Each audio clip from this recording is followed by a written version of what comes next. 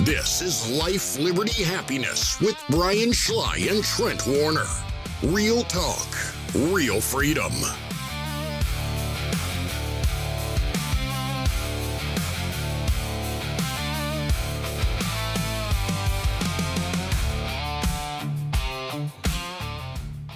All right, everybody, welcome back to another episode of Life, Liberty, Happiness.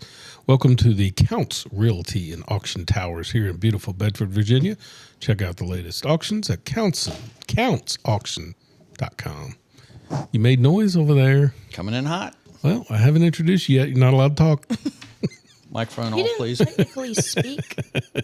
Thank you also to David Honaker at State Farm. Like a good neighbor, State Farm is there. Make sure you visit us at YouTube at LLH_podcast. Hit the subscribe button. Also, Facebook, Instagram, TikTok. Like us, share us, follow us. We love when you stalk us. Whack, whack. Got a special guest coming up a little later in the program. Kelly Harmony from LifeWise Academy will be joining us. Can't wait to get to that segment and talk a little bit about what's going on with LifeWise Academy, which I think if you don't know about this, you will be very excited about what's going on in their community. But first, backwards and forwards. You didn't introduce me. Yeah, how about... Oh, yes. Well, see, you messed me up. Okay. It's always my fault. Somehow my Okay, fault. let's regroup. Let's Yes. restart. Howdy. Live in the studio. Trent Warner Howdy. back there pushing buttons. Emma. Hello. So is this interview going to extend our American Heroes stories? Yes, this is part of our American Hero Stories Very interviews. good. Yes. Cool. So, thank you. Carry on. As you were. All right, on to backwards and forwards. Again? Yep. All right, we're entering a tough time at my house, Trent. We're renovating the kitchen and bathroom downstairs. So I had promised Ashley a while back. It's been a long time. What are you laughing at? Nothing. Go For a ahead. new kitchen. No, go ahead. And Yeah. I've always come up with an excuse as to why we can't do it. Yeah, but you can go out there and buy a camper. It's a great point.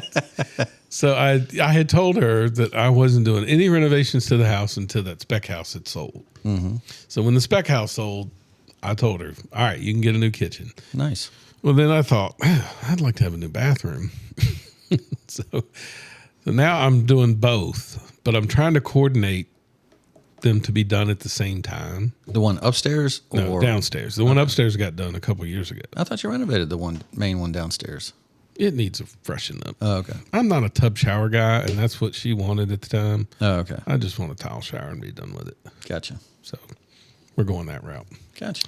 So anyway, it's going to be tough because I know it's not all going to be done quickly. And you're talking about having to travel upstairs every morning to take a shower. Mm-hmm. And then no kitchen. Well, it's good thing Ashley has patience. She doesn't cook anyway, so she's not going to miss the. No, she doesn't. Y'all laugh, but she doesn't. Her exact words to me was, "I cooked for my first husband," so she does not cook for me. And yet, Here I am, well-rounded. but you look taller today. I do. I'm growing. Anyway, Yeah. so we're excited about the renovations. That's cool. I think I can't wait to see it. she'll be patient. Who's doing the work? So we'll gut everything. I say me and Your guys. me and my team, Yeah. and then I'm going to order the cabinets on Monday. They look phenomenal, by the way. Shout out to anybody. Rodney Orange will be doing the tile work, Oh, cool. which is her ex-husband. The one that used to get fed. Yeah. So excited about that. And then Kent and Mike Harrington always do our trim work and stuff. They'll hang the cabinets, trim work. Okay. So, Well, good. yeah.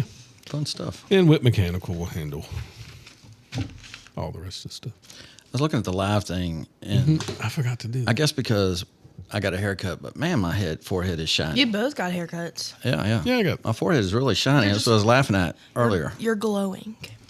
Yeah. I got my beard trimmed. New job, new stuff. So yeah, I'm It's all glowing. exciting news. I'm glowing. So what did you do this? Yes, You had a Trent. big weekend this weekend. Yeah, mine were big. Mine was big. What did you do for? You said your weekend. Did you start the renovations? We did most of the planning, so there was some cleaning out, stuff, Okay, I got you. prepping. Yeah, big weekend for me. So started Counts Realty and Auction. Bill Bryant. We went down to the car show in Greensboro to see kind of how that runs. I wanted to show him. He was kind of really interested in that. And dude, I think we're going to do something here in Lynchburg for that. That's going to be very kick A, just like that. Wow. Yeah. I mean, we both got motivated by that. That would be Car show, really awesome to do a car, not just like a car auction type. Yeah, car auction. Yeah. And I think we got the place picked out. We're Sweet. going to start doing something like that. And I'm pretty sure. You've got a following here. There's a lot of people that buy auction cars in this area as well. Oh, okay. Yeah. That's what I was saying. You got Bedford Ignite. I mean, Oh, yeah. you got a whole group over there in the Lynchburg Car Show. Those things are great. So we're thinking about doing that. We're talking about it now. But that was a lot of fun. I got hooked, so I ended up getting one on Friday. Yeah, I at saw the that. auto That's auction. Yeah, so I got that. It's it's for Marty. It is 20 years old and it did not crank. So we've got a little work to do. Where to is start. it? It's down in Greensboro. Okay. I haven't brought it back yet. So How do you get it here? You're going to have it towed? no, she and I are going to drive down Friday afternoon and get it. You bought a car? All while you were watching my little doggies. Little rats. And when they do no reserve, they go for whatever Yeah. comes for. So I'm excited about like the deal, and so I felt like I got a really good deal on it. So Good. I'm not hanging with the big wigs that are buying the 6-figure car and none of that. So, but then the baby shower was Saturday, which was the whole reason we went down that way. And then That was so cute. That was in Charlotte. It was the best. Yeah. It looks Best, our Mount Rushmore today is best sporting events we've Yeah. been to. I would say that's the best. Nah, I'm gonna start crying now. Oh, stop. Oh, good gosh! It was the best event ever. Well, that I I've mean, been this to. is new ground for you. Yeah. You're going to be a grandfather. And you're Yes. having, it's a girl. And we found out it's a little girl. We thought for Josh, sure that. I haven't seen the video, so don't. Okay. spoil. But was Josh the one that unveiled it? So the way my daughter is really good at lying, so she had told me that she didn't know what it was, and that Josh did, and Josh has kept it from her this whole time. Well, she did know what it was. She just didn't want anybody asking her because she was afraid she was going to screw up. And then Josh made probably one of the best speeches. That's great. Anyway, yeah, it was good. It was really good. I couldn't wait when you posted on there. I was like, 1 year from now, they're getting a baby Brian. Yeah, Wait that was to awesome. Give that gift. I almost put that picture on the comment, and I thought, well, I don't know. Audrey does have a sense of humor, right? Oh my gosh, yeah. Okay, Yeah, I they just were want to make sure I don't get thrown out. Yeah. Having a girl. Yep, little girl. They want to. Today they're calling her Carmen. You know how you go through the names? Oh, yeah. So she wants to be Carmen, and she hasn't figured out the middle name yet. Very nice, Emma. Good job, Emma. I was hoping it wasn't weird. Yep. So no, that's awesome. And Yeah. looked like the venue, everything was just perfect. It was everything. Everything was great. What was like, her theme? just the baby shower. Just Okay, I all their didn't know. friends and family. and- Sometimes they do like, no, there was no. See, that's what it was. They No, that fooled was us. There nice. was no ceremony that made you think you're about to find out what it was. It was just his speech was so good. so that's Yeah. Yeah. And your brother said it was amazing. It was really good. And I was so happy he was there. And, Yeah. we just, I don't know, it was a really good family Great time. thing. One of the best ever. Emma, I watched Two Little Hoodlums. You did a good job. you Were watched- they alive when you came back? Well, they first were like resentful that I was the one that was back, not you, probably. Yeah, because Ginger cuddled with me all weekend. I Yeah. mean, she laid on my chest. She kept sending me pictures of Ginger, and I was like, this dog is getting spoiled. She followed me everywhere. She'd like push her way into the bedroom with her nose. Gosh. She slept in a little ball beside me. Val slept right beside me too. Who? Their other dog. Val, I don't think I've ever. the poodle, Marty's dog. Ginger's the one that you sent the stupid pictures with of it looked like an attraction or something. It's in a sling, so I Slings can cut her you nails. That is cut the the best. nails. Cut her nails. She's so cute. The I love her. And Emma, by the way, shout out to you for doing that. And I know you have a job out there, but if anybody needs animal sitting, Emma is the one to reach out to. That is so sweet. I'll get you to watch Scoots. I would love that. I really do want to take Ginger home. I would snatch her. What you got coming up this weekend? This weekend, actually, I ordered 20 pounds of crawfish. This again? So that is coming Friday. Didn't you cancel it last time? Because I didn't if it doesn't ship within a day, they automatically cancel and give you your money back. FedEx screwed up, and so they. Okay, I remembered something like that. It was supposed to be for Reagan's birthday, but that was really off season, and this is during season, so hopefully we won't have any hiccups. Good. But that is Friday night. Crawfish bowl Friday. Yep. night? Who's coming? Logan and Reagan. They're the only two that care about eating crawfish. So it's just a little family thing for y'all? Dylan will probably come over and he'll go. What do you put in your boil? Actually, if you order these, so they come live. They're still moving. Don't tell me that, please. And you got to boil them live. So I'm just telling you. don't- And it comes with the seasoning. So No, do you put like potatoes in there? Or yes, sausage? yeah, Like a low country bowl? yeah. Have you had crawfish? Yes. I like it. The big. Yeah, I one? was with you when we went down to that's right, yeah. Louisiana. It's different. I can't do what they do. Like I can. I'm not eating the head. Yeah, I can pull them apart and eat pieces, but I can't. They just slurp. Yeah, and, I'm not doing all that. I could do that. Does it taste like lobster? No. No. More like shrimp, I think. I want to try it, but usually it's they so cook good. it with sausage. Well, so I come can't over eat Friday it. night. I'm going out of town. Oh, What are you doing this weekend? yeah. I It leads us right into it. am going to Clemson to get my sister, and then driving to Charlotte for a Zach Bryan concert, Nice. which I'm very excited about. In Charlotte? Yep, Oh, cool. Cool. very thrilled about. If I die, though, you got to come find me. What are you doing? You'll be fine.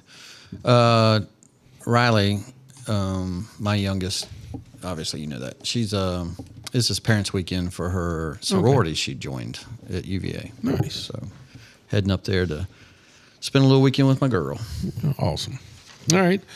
This day in history, This day in history. on April 15th, 2013, it was the Boston Marathon bombings. Wow. You remember that? Not long ago. Yeah. Yeah. It's That's crazy. a really good movie of that. Yes, Was it that called was great. The That was Patriot? one of your suggestions. And Yeah. that is good. But you said the documentary, and I watched the documentary. Oh, It's yeah. phenomenal. Yeah. It was actually very close to the movie, too, wasn't it? Yeah. It was neat. Yeah. How The they did that. FBI did a great job. Yep. And I forgot to write down the daggone year. I can't believe I forgot to do Titanic that. hit the The Titanic iceberg. hit the iceberg today. 74 years ago. All right. Made that part up. Today's special guest, which will be coming up in just a second, is sponsored by State Farm. Need insurance in Bedford? I'm David Honecker, your local State Farm agent. Whether it's home, auto, or life insurance, we've got you covered with personalized service and great rates. Let us help you protect what matters most with the reliability and trust of State Farm. Call us today at 540-586-8194 or visit our office that is conveniently located at 1232 East Lynchburg Salem Turnpike in Bedford, right beside the Walmart. We are your go-to State Farm agent. Like a good neighbor, State Farm is there. Call us today. All right, folks, welcome to the program, Kelly Harmony with LifeWise Academy. Hello. Glad you're here. Thanks for having me. There we go, Emma. My bad. I take full blame. So tell us a little bit, before we get into LifeWise Academy, tell us a little bit about Kelly Harmony. So I grew up in Bedford County. You did? And I went to JF. Yeah. Go Cavs. Yeah. And then got married. I've been married for 34 years. Wow. Yeah. Congratulations. 2 kids and a grandbaby. No kidding. Yes. Wow. My first grandbaby too. No, man. Yes. Yeah. It's great. Yeah, I can't wait. Yeah, and so started coming to Bedrock. I don't know, 4-ish years ago, after several other churches Been right in there our with you. backgrounds. Yep.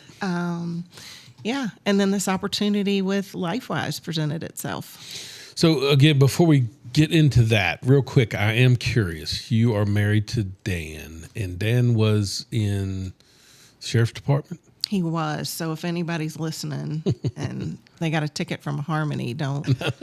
He's has There's 2 brothers. 2 of 'em, yeah. 2 brothers too. So all 3 of them. So I'm just curious. What's it like being married to a police officer? Is it I did nerve- not like it. okay? That's what I was going to say. Yeah, it's very stressful. Yeah. Well, thank him for his service too. Yeah. Yes. So obviously, you're probably a lot like me. We sit beside the harmonies or behind the harmonies in church. So how did you get into the LifeWise Academy? And before we tell us a little bit about LifeWise, and then I'll ask you how you got into it. Okay, so LifeWise is a release time religious instruction program for public school students. So during the school day, we are picking up Liberty Middle School students and bringing them to Calvary Chapel, Bedford during the school day. The reason or how this is made possible is from a Supreme Court ruling in 1952 that it has to be off school premise, parent permitted, and privately funded. So that's how it's legal. That's awesome. And so what's great about that is it gives the kids the opportunity to be able to get Bible teaching through a public school, but off campus. And you're providing all the, I guess, education material for that, correct? Correct. LifeWise is a plug and play model. So they supply all of the curriculum. So basically, as long as you can kind of follow a recipe, it's very simple. So do you know the inner makings of how this came about through Bedrock? A little bit. I believe it was presented to John G. and the elders, and it was like a year in the making. LifeWise is headquartered in just outside of Columbus, Ohio. Okay. And they've been around since 2019, I believe. And so, yes, this opportunity was presented to John G. and they had been toying with the idea of, do they start a charter school? Yeah. How, they knew they were leading in the direction of students, but just didn't know what that looked like. Then this opportunity presented itself, and it was like a year in the making from kind of when the opportunity was presented until it was actually launched. And how did you get into this? So my day job was I recruited medical and pharmaceutical sales reps, and I've been doing that for 20 plus years. Oh, wow. And, that's 100% commission. You eat what you kill. So you know about that, right? So I just wasn't feeling it. Like, I used to get so excited, like helping people and hearing their stories and working nationwide. It was very flexible when our children were little. I worked from home and that was worked for our family, especially being married to a cop, right? Yeah. So then I was just praying, and I'm like, God, there's got to be something else out there for me, more than just this. What do you have for me? And went to church that Sunday, and, they had been talking about LifeWise in church, but, I didn't have kids in school. So I was like, yeah, that's great, but, it's not for me. And then John G. was like, we're looking for a director. And I had just prayed that morning, what do you have for me? Oh, wow. And I'm like, the hair stands up on your arms, know? And I'm like, okay, I guess, maybe. I don't know. A friend of mine I work with, he calls those things God winks. Yes, I use that term It's too. really cool. I never heard that God until a couple years ago, and now I see them all the time. It's like I recognize when it happens. Yes, Yeah. yes. Wow. So I applied, and ironically enough, or as bad as this may sound, we were part of Bedrock, but we're not entrenched in Bedrock. Right. We were flying under the radar. Like, we had come from a church where we were very plugged in. Yes. So much so that they would peck me on the shoulder and say, hey, Kelly, we've got extra kids in the nursery. Can you come? And it was great. I like that. But it was nice to kind of fly under the radar in a new setting, and nobody really knows who you are. So John G. had no clue who I was. And so I applied to Bedrock directly, not understanding that this is a LifeWise program. Like, Bedrock, yes, was instrumental in bringing it here, but I'm a LifeWise employee. So then after that kind of got straight, where I was actually to be applying to, then, kind of went through the vetting process. And, we're right here in the just right around the corner from Liberty University. So there were a lot of people more qualified than myself on paper, you know, for what this role was. So I totally believe that it was a God thing. Just to align all of that. Now, I had served on the school board for 4 years. Okay. I had served for Bedford County Economic Development for 4 years. So, you know, I was kind of entrenched in the schools just outside of being a parent. Yeah. Very cool. Very active. Man, that's incredible. So I think having been part of this journey a little bit on Sundays with you, was there a number in the back of your mind of, all right, this is our first year going into this. If we can get 10 or 15 kids involved, this would be a win. Was there a sort of a prerequisite in your head of we should reach this number? My goal was 100. Okay. If we could reach 100. Now we were 6th, 7th, and 8th graders. So, you know, collectively 100. And we're at 107. Wow. You know, and we launched in October. So we launched with 49. And then we outgrew the space at Bedrock. And now we're at Calvary Chapel, Bedford. And like I said, 107 students. And I didn't even realize that LifeWise does like a little shout out when you hit 100. It was just the number I had in my head, you know, that, you know, like you've have arrived. That's right. Yeah. So anyway, you get a little shout out at 100. But. So it's 6th, 7th, and 8th graders. So you're going to Forest Middle School, you're going to Stanton River Middle, you're doing Bedford County, or is it just anywhere? Or is it just LCA schools? Where do you go? Right now, it's Liberty Middle School. Liberty Middle School, okay. Correct. Yeah, we launched there as a pilot program. Right. They have been excellent to work with. You've gotten over 100 kids at one school? Correct. Holy cow. Isn't that amazing? That is so great. Yeah. That's awesome. And it's the opportunity that they have. Yeah. Because normally they wouldn't have that opportunity to take a Bible study class.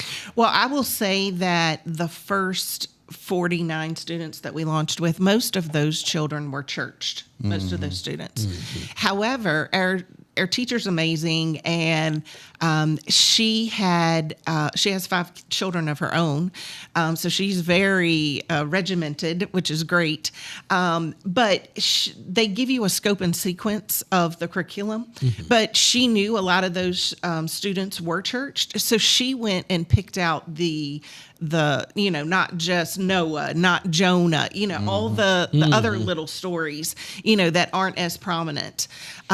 So it's kept them engaged because, yes, they're churched, but they're still learning because it might be something that they've only heard a little bit or, you know, not really in depth. Now we're seeing the tide shift a little, that we're getting more unchurched students. Which is great. I mean, we had one kid in particular. He came and he was just so excited, but he didn't sign up until November. And he said, I'm a Christian and I love this. And I said, what took you so long to sign up? And he said, my mom wouldn't sign me up. I had to wait for my dad to do it. Wow. But I'm the only Christian in my family. And he was so excited because every student gets a Bible. It lives in the LifeWise classroom. And then at the end of the year, they get to take their Bible home. He was so excited because his Bible's fallen apart. Nice. So he was so excited to have the opportunity to get a new Bible. So logistically, and sorry, Brian, if I jumped in here, but logistically, I like to see how this works. So you've got 100 kids, let's say, from 3 different grade levels. Do they get on multiple buses from middle school and come to your place during an hour or so? How does it function? So it's 3 different classes. So we do 8th grade, 6th grade, 7th grade is how it rolls. The 6th graders we have for a longer amount of time, which is good because they're our youngest group, and we will end up having them for longer, you know, should they stick with the program 7th and 8th grade. But we have them over their lunchtime. Okay. So they come and actually eat lunch with us. But on average, it's about 50 minutes, 45, 50 minutes for the other 2 grades, and then a little longer for the 6th graders. Yeah. So does it help? Because like you said, when you first started, you were over here behind Bedrock in the new area, Shallows place. But now you're at Calvary, which is right there beside the school. So does that help in your instructional time because you don't have the transportation that you had previous? Definitely. Even, I mean, we utilized every moment. So even when we were at Bedrock, a lot of our teaching was done on the bus. Gotcha. So, you know, it was, again, our teacher, you know, yelling from the front of the bus, you know, and kids engaging. And, you know, we give them, they're incentivized, you know, for engaging and participating, wearing their T-shirts. Every kid gets T-shirt, you know, just trying to keep them engaged. I will say that since Christmas, really, we've seen a little bit of a drop off. You know, we had the weather, you know, the bad weather, and so we've seen a little drop off in participation. But, you know, we're trying to incentivize them to come, and pizza parties. And we had Palm Sundays with ice cream, an ice cream sundae for Palm Sunday. So just, you know, just doing those little things. That's awesome. Is there any inkling of moving, or not moving, but expanding to Forest and Denton River? So we are actually having a fundraiser tomorrow. Wonderful. And in Bedford. And yes, we are looking to launch at least 3 additional programs. Wow. One at Stanton River Middle, one at Otter River, and one at New London. We have secured host sites in those locations. Pretty much, one is almost there, but the others are secure. You know, so we're looking for, you know, church partners. Obviously, you know, this is privately funded, so they anticipate it's about $40,000 per program. We were very lucky with our program. When we launched, someone donated a bus to us. Yeah. You know, we were able to get it wrapped. You know, funds have just come. God has answered, and Sure. and the money's come. That's just incredible. It is incredible. Just How big a staff? How many people are involved? Would you say to you get ready keep to the throw me operation under the going? bus. Keep it up. So we have one teacher, and then we have probably 10 to 15 Wow. kind of permanent volunteers. We have some that kind of float in and out, but that's And a some pretty that good don't number. show up. Yeah, some that never show up. He's working. I have been, it's been, Kelly and I talked, and I'm gung ho about doing it. And then I don't know. I'm still It's working. also, I mean, it's during the week, right? So it's Monday through Friday while they're in school. You're usually It's working. just Fridays, It's right? just Fridays. Oh, And just that's his Fridays. day off. Oh, just Fridays. Yeah, he's I always have off. a Friday off. But something Good point, always- Kelly. Now I see why he's under the bus. Oh, Lord. So anyway, all right. Tomorrow night is the dinner. Yes. Life, Liberty, Happiness will be there. Yes. We have a table, so I'm excited about being there. Yeah. If someone wants to donate, Yeah. where do they go? Go to www.lifewise.org/Bedford VA. Okay. And then on there, you will see a give tab, Yep. and you can donate electronically. And if they wanted to volunteer and take Brian's place, Yes, they can reach out to me, Kelly Harmony, KELLY Harmony, HARMONY, at lifewise.org. That's awesome. Brian, I I can would do that email. with you. What? I would do that with you. I would go Do volunteer. what with me? Volunteer. On Fridays, a twofer. You work. I work half days Friday. Listen to this. even better. Even better. Just keeps working out. All right. It's good to have.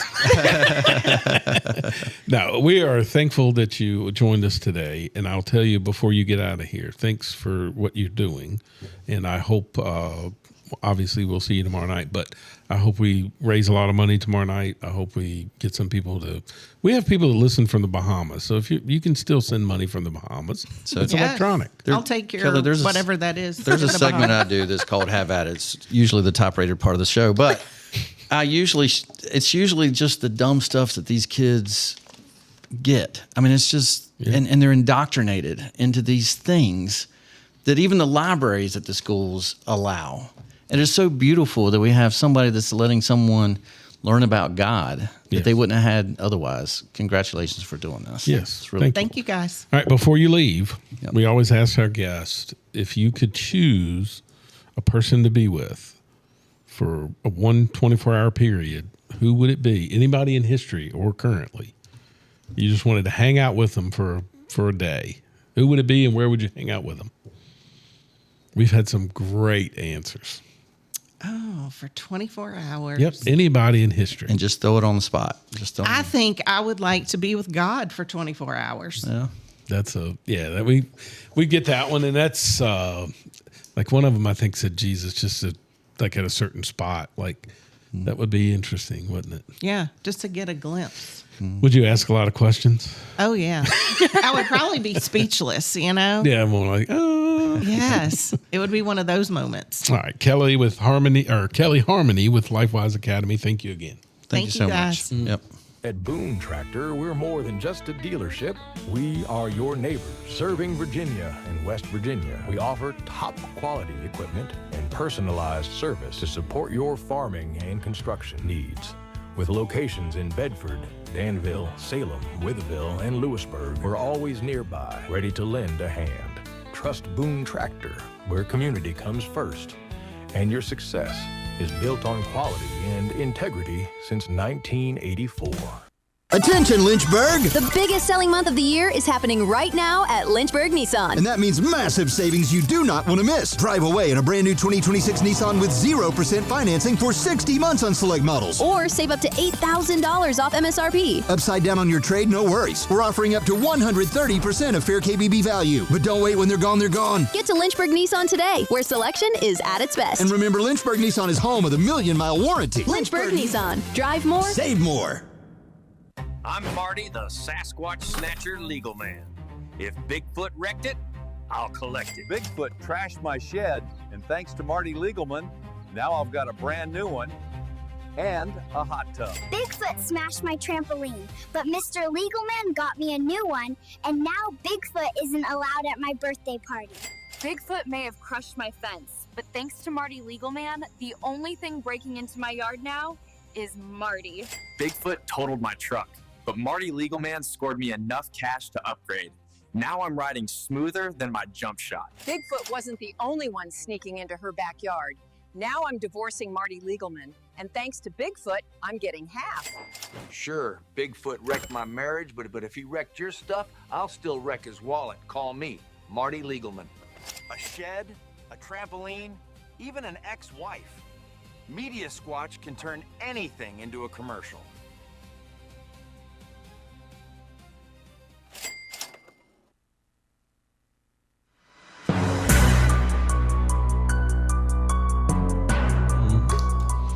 All right. I have really enjoyed Neighbors and Friends. Oh, good. But I can't stand when they kill off the main actor, the guy. I hate when they. I just watched. I'm just kidding. I was hoping you would go, why are you telling me? I haven't finished watching. I thought, well, I had 2 episodes left, but I didn't think so because the main guy, I mean, he was the one that was in trouble. Yeah. I'm actually on season 2 now. Yeah, I just started episode 1 last night. Okay. And there's only 3 episodes in season 2, so I only have 2 left. There's this one that'll drop Friday. They're dropping every That's Friday. right. Yeah, so then I'm caught up, and I'm like, damn it, I usually don't do that. Yeah. But it is such a good show, man. It is. I loved how season 1 ended. So remember. Okay, so what I loved about it, what I really loved is how they do it in first person from John Hamm's, his perspective. Yes. That he talks about everything, right? So he gives you a narrative of everything. Yeah. Well, at the end, when the shoe gets turned, the table gets turned, it then goes into her lap. Yeah. She does what he's been doing. Yeah. And I was like, oh, it was such a good way to button. Like, that could have ended the show. Yeah, that's right. I mean, I literally agree. think they could have ended season 1, but I bet it was so popular, they decided to go with a second season. Oh, is this what you told me to watch? Yes. Yes, it's really, really good. Did you- It's good from an older perspective. When did you figure out the suicide? Well, people are still watching. Okay. You mean whether he did or didn't do it? Yeah. Was it early on? Because I wasn't No. until the very end. I didn't know. I knew he didn't do it. I didn't know until the FBI person said what she said when she was reading the report. She said there were 2 extra shots. And I was like, I didn't get that then. I think I got it when he was reading the freaking note. Oh, okay. No, when she said, I realized, okay, that's what happened. But it was kind of cool how they tied it all together. Yeah, no, it's phenomenal. And what I love about it, what is really cool is they have situations that they should never be friends again. And yet they're like, I don't think you realize how I'm watching the show going, yep, I've seen that happen. Yeah. And I'm talking about you. Oh. Losing his job. Dude, no, it's so many of it. Like, there was the scene where they're at Princeton and it's her and the son and I think the daughter. Yeah. All at Princeton. And I'm like, dude, I've seen that play out before. Yeah. Not all of it. Don't get, but you know what I'm saying. I'm not exactly sure I remember seeing them there, but I don't remember how that relates to me. I'm just saying, and again, I don't want people to read into it, so I don't want to get you in trouble. I'm just saying, when your kids went to college, you would have gone with Tanya. Oh, yeah. Just that whole Oh, yeah, scene but I'm not, was- don't get me in trouble. I'm not going that I'm not far. trying to get you in trouble. I'm just saying, when I saw that, I was like, oh my God. Thought of 100 things in that Right. show that you know, I'm of that age of the show, and there's so many dynamics. You know, he's divorced, I'm divorced, he's lost a Everybody job. calm down. Trent's not snorting coke. He's not doing any of the stuff that I am partying though with friends, and I'm just having a good time. So you there are was jumping in a pool in the middle of, yes. definitely we've done that. You and I've done that. We've jumped in a pool fully clothed, and you didn't even remember the next day. I don't know what you're talking about. That was a baseball travel trip, for God's sakes. Yeah. And anyway. the daughter playing tennis. There was just so many equivalent things for me. Yeah. Cool. I love it. I've loved it. I have 2 episodes left to catch up. Yep. Cool. Anything else? Warren was telling me something on HBO that was supposed to be really, really good. Crack one open. Is that a Pabst Light?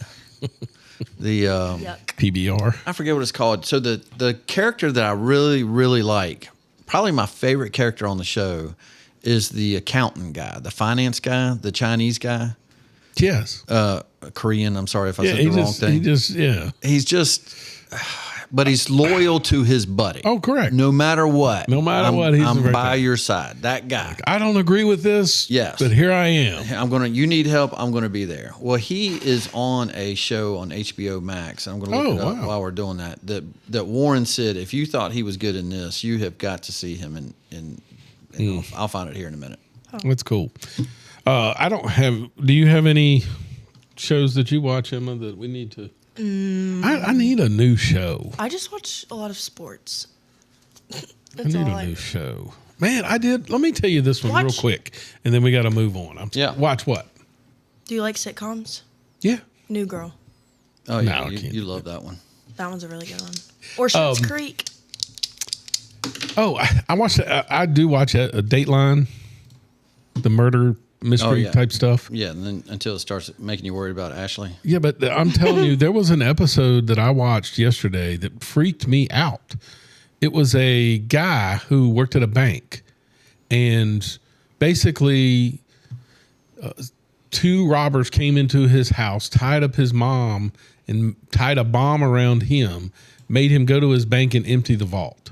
Okay. Right? Mm-hmm. Told him not to call the police. So he literally calls his boss, the president of the bank, and tells them what's happening, right?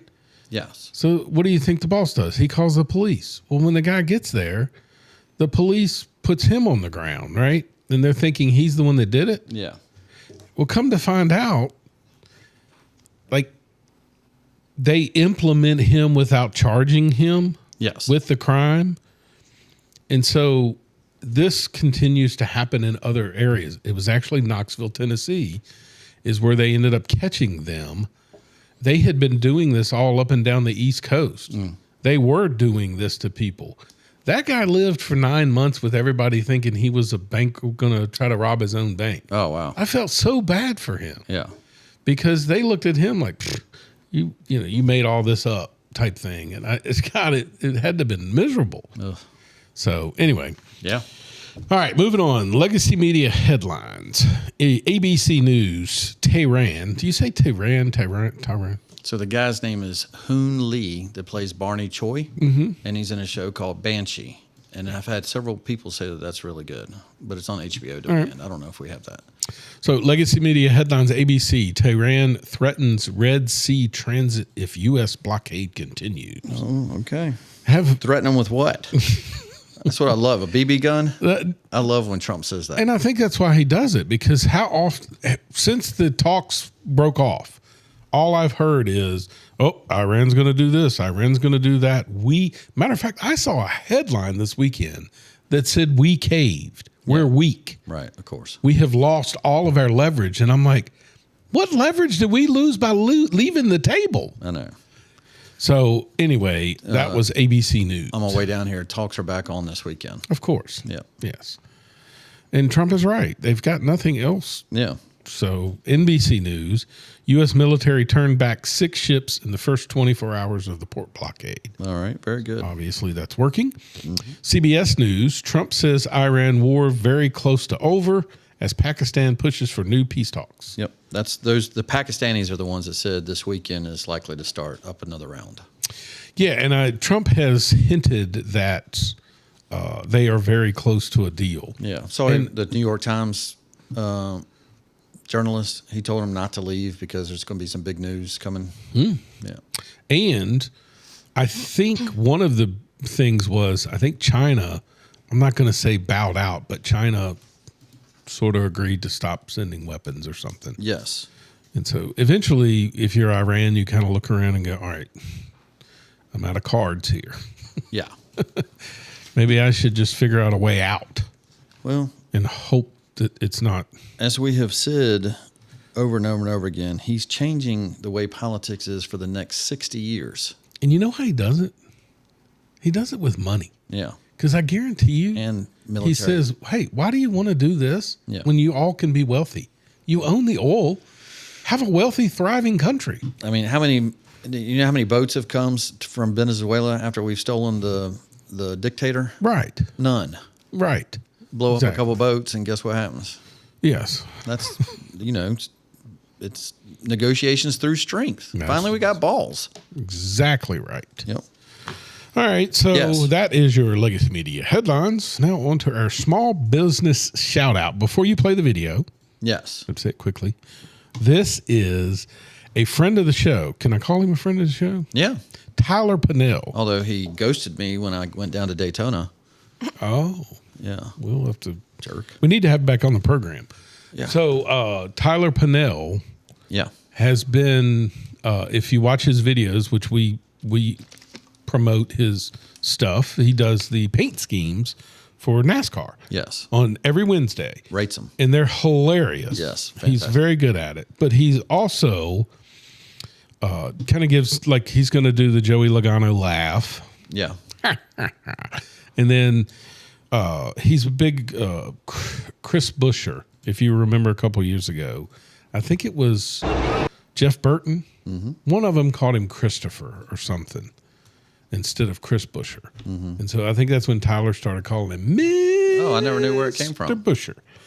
And so RFK Racing, which is who Chris Buescher races for, has decided to make a Mr. Buescher shirt. Yes. In honor of Tyler Pinnell. Isn't that awesome? So I just looked it up. Tyler on TikTok has 55,000 followers. Wow. How many followers do we have? Not many. 551 or something. On the, anyway. 551. Anyway, he's got 55,000 followers. Okay. So you probably shouldn't lead with those questions. Not the same number. All right. So this is a video of Tyler Pinnell and the whole Mr. Buescher deal. When are we getting Mr. Buescher merch? It's coming. Uh-oh. It's coming. You heard it here first. Mr. Buescher. So in case you couldn't tell what that was, that's Ryan Preece at the RFK trailer. Ryan Preece is a NASCAR driver, for those that don't know it. Yes. Tyler Pinnell's friend hands him a phone, And it's Tyler FaceTiming his friend, and they hand it to Ryan Priest, and he says, when are we going to get Mr. Busher merchandise? And Ryan Priest says, it's coming. That's great. So that's really cool. That is cool for him. So he's really got influence in the NASCAR community, which is really hey, by the way, that's the way it should be. I mean, NASCAR used to be entrenched with its fans, and we'll talk a little bit later about NASCAR in general, a little bit in sports, which is coming up right now. It's time for sports.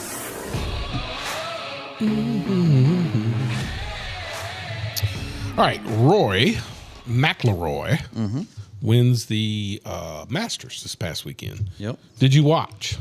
I kind of stuck with it some. I had money on Scheffler, so I kind of wanted to see him come through and do it, but he just came up a little short. And friends of ours, Rupert's, had a kick-ass Masters party with all of us. So we were all watching the Masters, and then I would walk in and watch some NASCAR by myself. So it's funny you said that because Thursday, don't ask me why, I literally chose Shane Lowry as my winner. Yeah. And sure enough, Thursday, Friday, Saturday, Shane's within 2 strokes. And I'm like, holy crap. God, did he bomb on Sunday? You know what I don't like about him? I had bet no holes in one. And he hit the no. He got the hole in one. So I've done that twice this year. I've done it for the the Waste Management in Phoenix. I bet to have a hole in one, and they didn't. And then he hit the hole in one in this one. I was like, man. Yeah.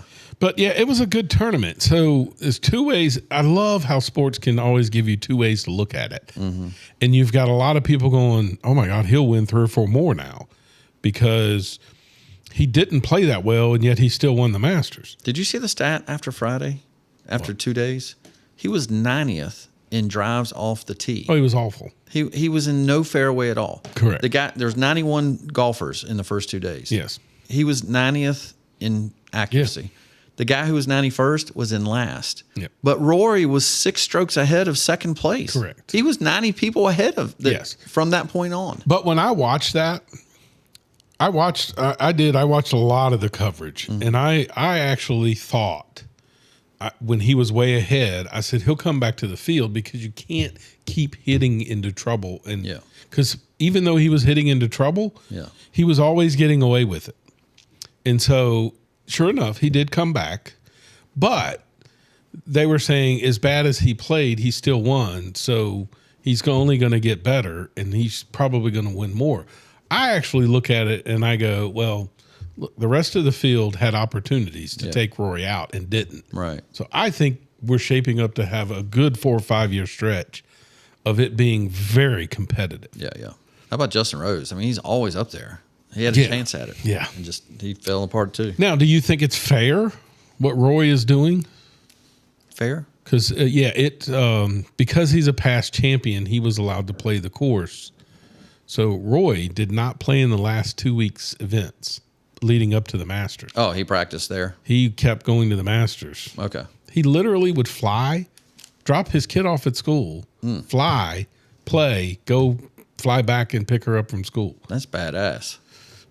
It's dedication for sure. Yeah. But do you see that as an unfair advantage? I just missed that Tiger wasn't there. I agree. Yeah. Agree. Did you keep seeing the AI generated? Yes. That was hilarious. Some of that stuff is so realistic now. It's scary. But yeah, an incredible. To me, it's everything. Yeah. So I didn't know the cell phone policy. I didn't know it till Monday. I found out about it because Pat McAfee, I guess it was the practice rounds. I don't know. Jason Kelsey was invited, and he was doing some sort of golf stuff, and he had on the what do they call them? The little overalls that the caddies wear. Yeah. And they were doing a par 3 type thing. Anyway, and apparently McAfee was complaining that he didn't get an invite, and he understood, but he wasn't trying to be negative towards Kelsey, but he's like, I'm not that far crazier than him. So he ended up getting an invitation, and they went. And literally the guy told McAfee, we didn't invite you because we didn't think you could come down here without a cell phone. And so they did it. And he was talking about just how phenomenal it was. He's like, you didn't need a cell phone. Like, this was incredible. It's incredible to me that you have that many people that are willing to do without a cell phone for the entire day. Yeah. So my son got to walk at the course Tuesday. He did the practice round. And I thought it was interesting. Now, he was smart enough to know to take a digital camera with him. So I haven't seen his photos yet, but it's really phenomenal. And he said that just the landscaping is, as what you see on TV. It doesn't do it justice. But he said an interesting fact. From hole 1 to hole 10, the person that was one of the volunteers that were working there told Perry and his buddies that the distance in elevation from hole 1 to hole 10 is the Niagara Falls. Yeah, it was incredible. That's what McAfee was saying, that it was incredible. Yeah, so he was saying that it was just, he never knew that there was that much relief. And then after Perry said that, I started paying attention to it. Yeah. Like, everything is groomed so much, you then have to realize, wait a minute, his head isn't even over that bunker he's hitting out of. There's that much difference in terrain. It's a beautiful course. I love that they keep their tradition.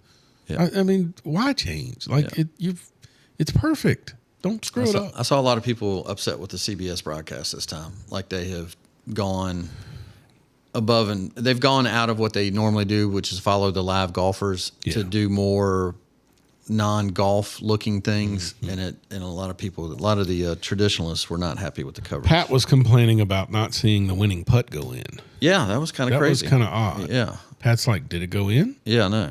He sort of blocked it. Yeah. Got to have a better angle than that. Yeah.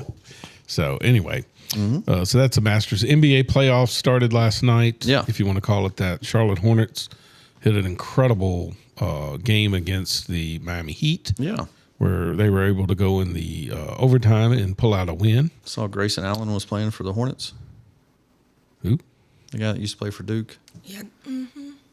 He tripped the you're stupid. LaMelo ball. You know how he trips people. That's what LaMelo did. That was don't dirty. confuse people. Grayson Allen didn't do it. Who was it? It was LaMelo Ball. Yeah, no, but it looked like Grayson Allen's moves. Jesus. Anyway. Yes. I think Charlotte gets Detroit now. I think is the way it lines up. Okay. So I was happy just to see them competing in a home playoff game. Yeah. Jordan doesn't own them anymore at all, right? No. He sold them. Yeah. It was great. The crowd was phenomenal and loud and just everything. We should have gone to a game. We should have gone. We should have. Well, good. Later on, we've got best sporting events Mount Rushmore that you've attended. Yep. Yeah. By the way, the end of era. Yes. Can't end quick enough. Yes. I saw this weekend, and you know how much I can't stand Doris Burke and that Mark Jones guy. Yeah. Well, I saw where Mark had said that he was leaving ESPN. Mm-hmm. Doesn't say retire. He says he's leaving. Yeah. I didn't realize what a vile, nasty liberal he is. Disgusting. Like, he said some of the most disgusting things about Trump and other people. He's awful. And so, good riddance. But I found this clip of Doris Burke giving her goodbye to her friend, Mark Jones. Go ahead, cut one. Take them both. Would shine through, and I thank you and I love you as a colleague. You know, I love you like a sister, Doris Burke. I am so grateful to be able to take this journey with you and so many of my other wonderful colleagues at ESPN for 36 years. Yeah. I couldn't do anything and wouldn't do anything differently. A lifetime Thank you. of consistent excellence, and we thank you, Mark Jones. That was me at the damn baby shower. I mean, it's Dick Vermeil. It's just sad. Yeah. Both can go. Yes. Take her with you, Mark. I mean, can we not just go back to Mark Jackson? Oh, it was so good. And Van Gundy. Yeah, because I had to listen to Stan. I was so excited because Amazon was doing the play-in games. Mm-hmm. And I'm like, oh, good. I want to see what announcers. Stan Van Gundy. Of course. I mean, come on. Yeah. And I had to hear him tell his stories about how he would have coached it. There's only 2 reasons he's on the air. Yep. He's cheaper than his brother. Yep. Right? So he's getting to do it. So the only reason he'd be on there because he's a Van Gundy and people knew his brother, and because he bashed Trump. Yep. And that's the only 2 things, two reasons you got to be on there. Yep. They fire his brother, but keep him. NHL hockey. Yeah. Starts this weekend. Okay. The Predators did not. They didn't make it? Make it. Oh.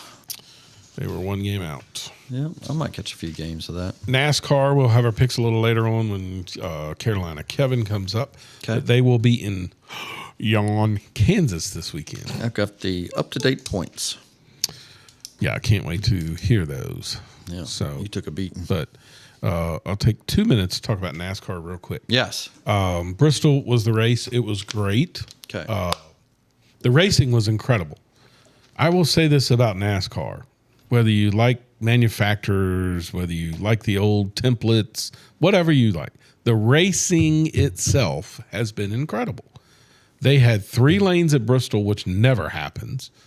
They were able to run the top, the bottom, anywhere the born loser Gibbs ends up winning off of a pit call, which was actually kind of neat. That's 2 weeks in a row of pit calls. Yeah. So, I mean, it had everything you wanted except fans. Yeah. And I'm so sick of the excuses, man. Somebody had said, yeah, but I mean, it brought more fans than most tracks or something like that. And I'm like, it does. Listen, there was a time when that stadium was packed from top to bottom, and the only way you could get a ticket was it literally had to be wheeled to you. Mm-hmm. I mean, and to think that you can't have that happen and just say, well, it can't happen is bullcrap. Right. I thought the reason I said something about a track promoter is Humpy Wheeler was a hell of a track promoter. Mm-hmm. And he made sure those stands were full. And he built out Charlotte and Bristol and those areas. And I liken it to the guy that owns the Savannah Bananas. Mm-hmm. That's promotion. We don't have promoters anymore. Yeah. Boxing, you sell out because you have a promoter. Mm-hmm. When is NASCAR going to get back to promoting its sport? And it's because of the TV deals. Sure. I get it. But the fan experience should be what you want. Now, I see them taking steps. We're finally getting to see practice now. Mm-hmm. And they got to make the fan experience better. Yeah. If the truck racing, because you can't, dude, there ain't 10 fans at a truck race. It's awful. You got to make it affordable. So if you're there camping that weekend, that you can go to the truck race and, yeah, they got to fix it, because letting the stars now race in the truck race, that race was phenomenal. Mm-hmm. So I think they're fixing it. I just, and there's so many storylines. It is perspective. I mean, there is perspective, and I understand the people saying what they're saying. 70,000 people there at Bristol is half full. So it looks empty, but it's still 70,000 people there compared to other sporting events. There's no baseball game that has 70,000 people in it. There's not. So some Super Bowls won't have as many as the Bristol Speedway. It looks bad because we all know what it once looked like with 150,000 people there. Yeah. And it was huge. And you lost your base when you did everything that you've done. Just like, man, I'm worried about what Formula One did by going to Apple and nobody sees it on ESPN anymore. It's awful. You took your Apple money. I'm glad you got your Apple money, but now I haven't seen enough one race yet. So yeah, I'm afraid F1's going off the deep end. Be careful what you choose for with all these TV contracts, because now less and less audience are there to watch it. And is it going to be less than 70,000 in the future? And I do understand people saying, hey, they're going to celebrate because Iowa is going to look packed with 30,000 people. Yeah. And Bristol had 70,000, which is still a good showing on the number of people, but we all remember what it could be. It can be that again. I don't agree with the fact. I don't agree. I'm like you. I don't agree with it that it's not going to be that again. Yes. It can be that again. There's some formulas that you need to do. A, what you said is ticket prices. B, promoting that you can bring your own drinks in, right? Yeah. Make it a drunk fest. Yeah. Find some drivers that become more UFC and more WWE. Yes. And those 3 little things right there that you could do, and then get MRN on the radio again. Yeah. Find a way to get it on local country station. I would listen to MRN before I would listen to the TV. Absolutely. Find a radio station I can tune to. I would listen to MRN. Yeah. And I watch the car store now, and that's Dale Jr.'s tour for late modify or the him and Kevin late Harvick. models cars. Yeah, dude, they promote it, they track promote it. I mean, you know when it's going, where it's going, and it's sold out. Yeah, and I get it because it's a small. I'm not saying I get that, but they're doing their job to promote NASCAR. They should allow, NASCAR should be doing the same thing at the cup level. Do you wonder why Junior and Kelly do not get into NASCAR? I mean, I understand the money in the charter, but I think to that's have how many cars do they have in Busch or the O'Reilly parts? 4. 4? 4, and then they use a 5th occasionally to promote a guy. If you're able to do that this many years, you gotta, I guess, be making money at it. Yeah, Junior's talked about why, but he just says he doesn't have the interest of it. It becomes more of a numbers game at that point. And I think he says he really enjoys watching his drivers make the next to different teams. And I think he really enjoys that stuff. That's good. The quick story, man, if you ever get a chance to watch the interview with Dale Jr. and Carl Edwards. Yeah, I've seen. Have you seen I've seen many of them. Have you seen the part where he talks about meeting Carl Edwards' father? Yes. It's incredible. Yeah. Drinking at a strip club? Yeah. I mean, how does that happen? I know. That's unbelievable. Today's world, it doesn't happen. That's right. You know why? Everybody's got a phone. That's true. Him sitting in the back of the truck drunk as a minor would be on every news That's a good point. Yeah. All right, moving on. What's happening? It's time for news.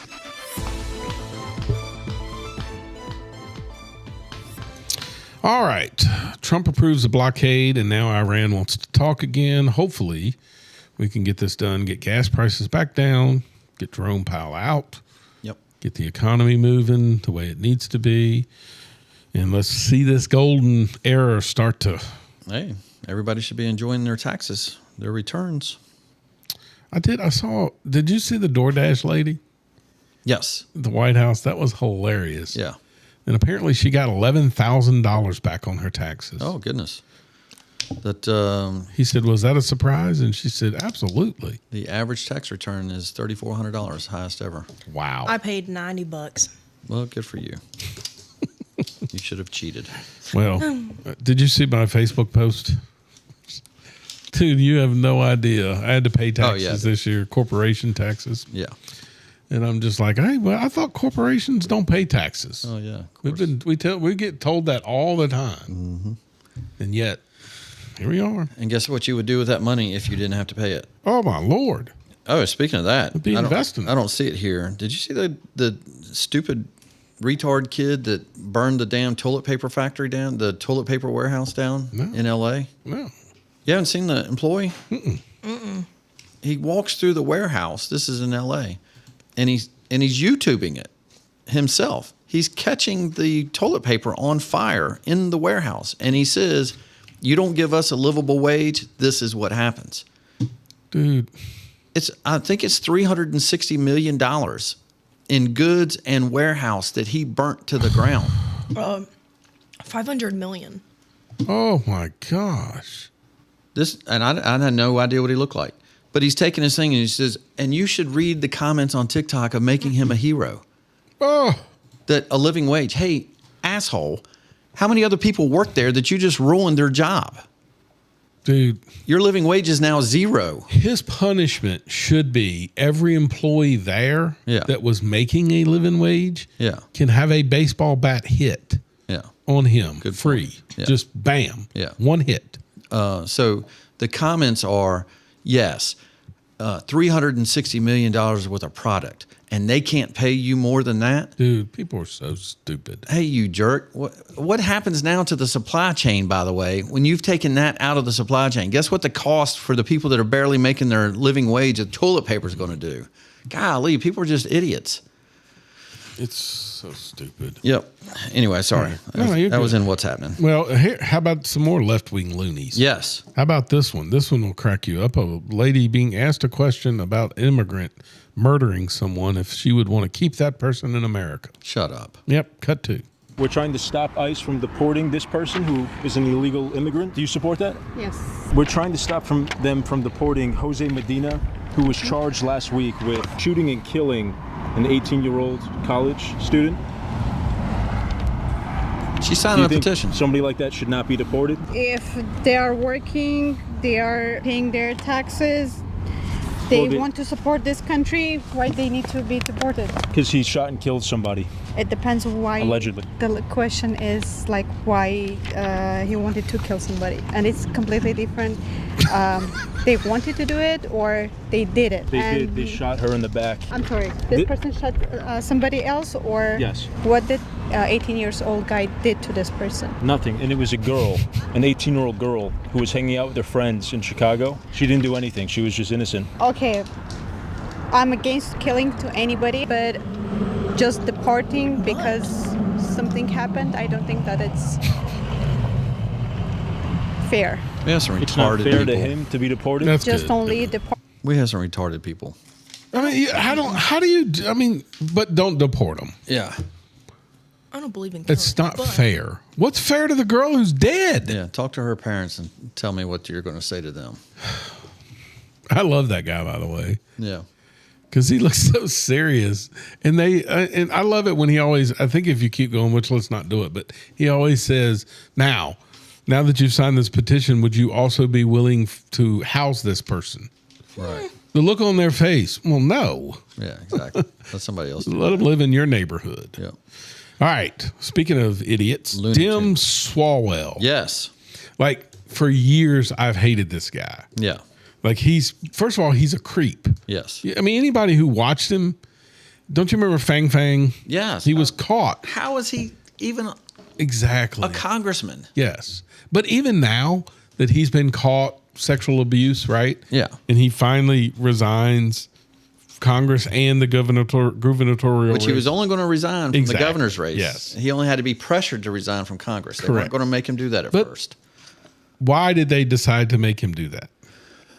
Now, I'm saying the reason why is because the Republicans had decided to push out a Republican. Mm-hmm. So they wouldn't lose any seats there. Okay. So they didn't agree to push him out until Republicans decided to push a guy out.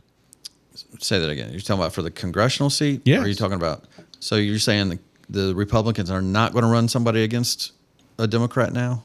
No, the Republicans agreed to expel a guy. Okay. So they got a 1-for-1 deal here. So we didn't gain any seats by him leaving. They had to wait till Are you we kidding? decide. No, it was the Corey guy Mills? Yeah, is that his name? Yeah. I had heard that he might get suspended. And I thought, well, hell, I thought that was the guy that was really cool, that was trying to chase down crooks. It was the guy that was sexual assault charges. Oh.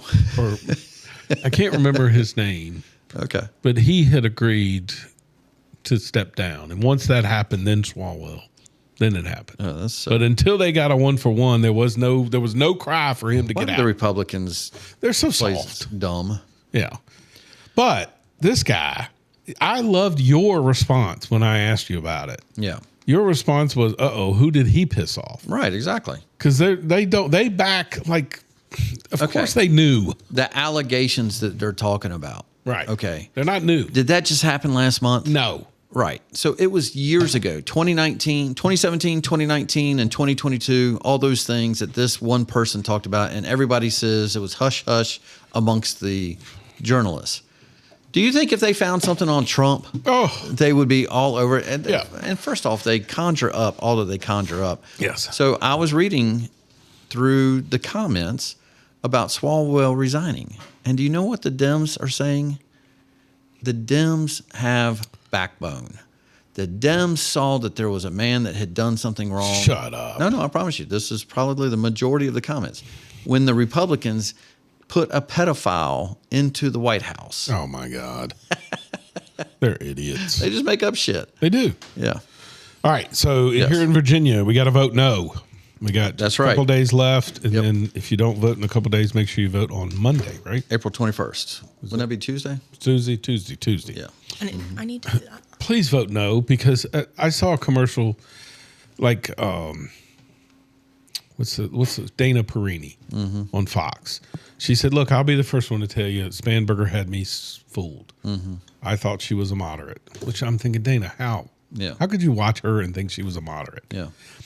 And she said, "But I will say this: the redistricting thing, I think, seems to be really backfiring on them."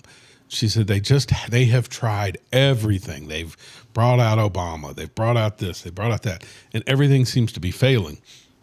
I'm telling you, Trent, I saw that ad last night and I thought, well, there they go. They've brought out the abortion issue. So if you vote yes, you're voting for your rights to an abortion, because if you vote no, Trump is going to put a national ban on abortion. Oh, wow. Has Trump ever suggested a national ban? Matter of fact, he specifically asked the Supreme Court to let Send it be back a state's to states. right. Right, exactly. It's just, God, they lie so much. They lie. That's right. Ugh. All right. Yes. Moving on to our post of the week by an idiot. Okay. The headline was the government hid all the evidence from the killing of Renee Good. The one up in Minnesota? Yes. Okay. So they're claiming that the government hid all the evidence so there could be no charges. However, we have a judge that is standing up for what is right, and he's demanding and forcing the feds to turn over all the evidence so that he can investigate. When do judges start investigating crimes? That's right. Who gives him the authority to investigate a crime? You know, this reminds me quickly of a story that I read this week. The old Boasberg judge that keeps trying to screw Trump over, the liberal judge that has gone after him. And so he was the judge that found him in the Justice Department in contempt of court he was the one that stopped the immigration from being deported, if you remember that, but they deported him anyway. Yeah. And so he found the Trump administration in contempt. And so in doing so, he was going to compel all of them to have to come testify of what really happened. Did they deport him even after his order, blah, blah, blah, right? Well, the Federal Court of Appeals has said, you can't do that. You can't hold them in contempt. And so now he's throwing a fit. Yeah. And so I'm like, finally, we're pushing back.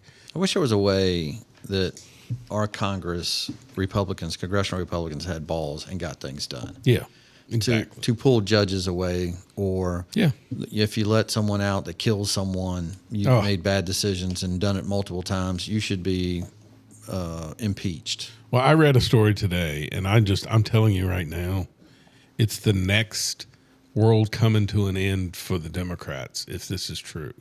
It looks like a Supreme Court justice is going to be retiring, and they're floating either Ted Cruz or Mike Lee. Oh, wow. As being possibly the next. Dude, there'll be riots in the streets. Yeah. If he gets to appoint another Supreme Court justice. Yeah. Well, is it a Republican that's retiring? Yeah, it is. It's Alito. Yeah, yeah. Is it Alito? Right. I think it's his name. Yeah, yeah. So it'd be one for If it was Roberts, we would be getting excited. Yeah, yeah. Well, it'd even be better if Ketanji Brown decided she was tired of working. Yeah. Exactly. Put that one back. All right. Yes. This week's KBI, killed by an immigrant. Okay. Was Robert Horchin, 40 years old. He was charged with murder. He's an Haitian immigrant who murdered a 51-year-old mother of two, Nelufa Eastman. He beat her with an amp. Oh, I saw the video of this. It's awful. What? Right. Yeah. I mean, if it's the one that I saw, she's like standing outside of a convenience store. Yes. It looked like an O'Reilly Auto Parts or Correct. something. And he comes out of his car and then just walks up to her with the hammer and just starts wailing. And what's so stupid, dude, is I'm reading the article, and it is a person from Haitian. It's a person who promotes Haitian immigrants, right? Yeah. And it's their organization, liberal organization. Yeah. And they're saying, look, this is one person. You can't just paint a brush across all. Yes, we can. Yeah. If you're illegal, that's a brush worth painting. You know what I like for people to say a little bit more about Haitian immigrants? Haitian immigrants aren't Nicaraguan immigrants, Venezuelan immigrants, Mexican immigrants. There's a body of water between there and here. Somebody flew them here. Yes. You know what I mean? Right. How did he get here? That's right. So, all right, moving on to our win-win-win. We're going to win, and we're going to make America great again. This is a little older clip, but I love this one. Go ahead, cut 3. They call me king now. Do you believe it? No king. I'm such a king, I can't get a ballroom approved. It's pretty amazing, right? I'm a king. If I was a king, we'd be doing a lot more. I'm doing a lot, but I could be doing a lot more if I was a king. I love it. What is the status of the old ballroom? I saw walls going up. Okay. And I actually had this discussion with an engineer the other day. We were talking about a project that seems like it's taking forever. And I said, listen, do people know that the Empire State Building was built in 365 days from ground up? Wow. Exactly. And there was not heavy equipment. We don't have the technology we have nowadays. That building is a 5-year project in today's. Why? Yeah. And I can't figure it out. And I go, and the conversation that I was having with this engineer, he agreed. And he said, oh, you just got this and that. And I said, you know what? Donald Trump doesn't take 5 years. I said, I want you to seriously think about this. He took office.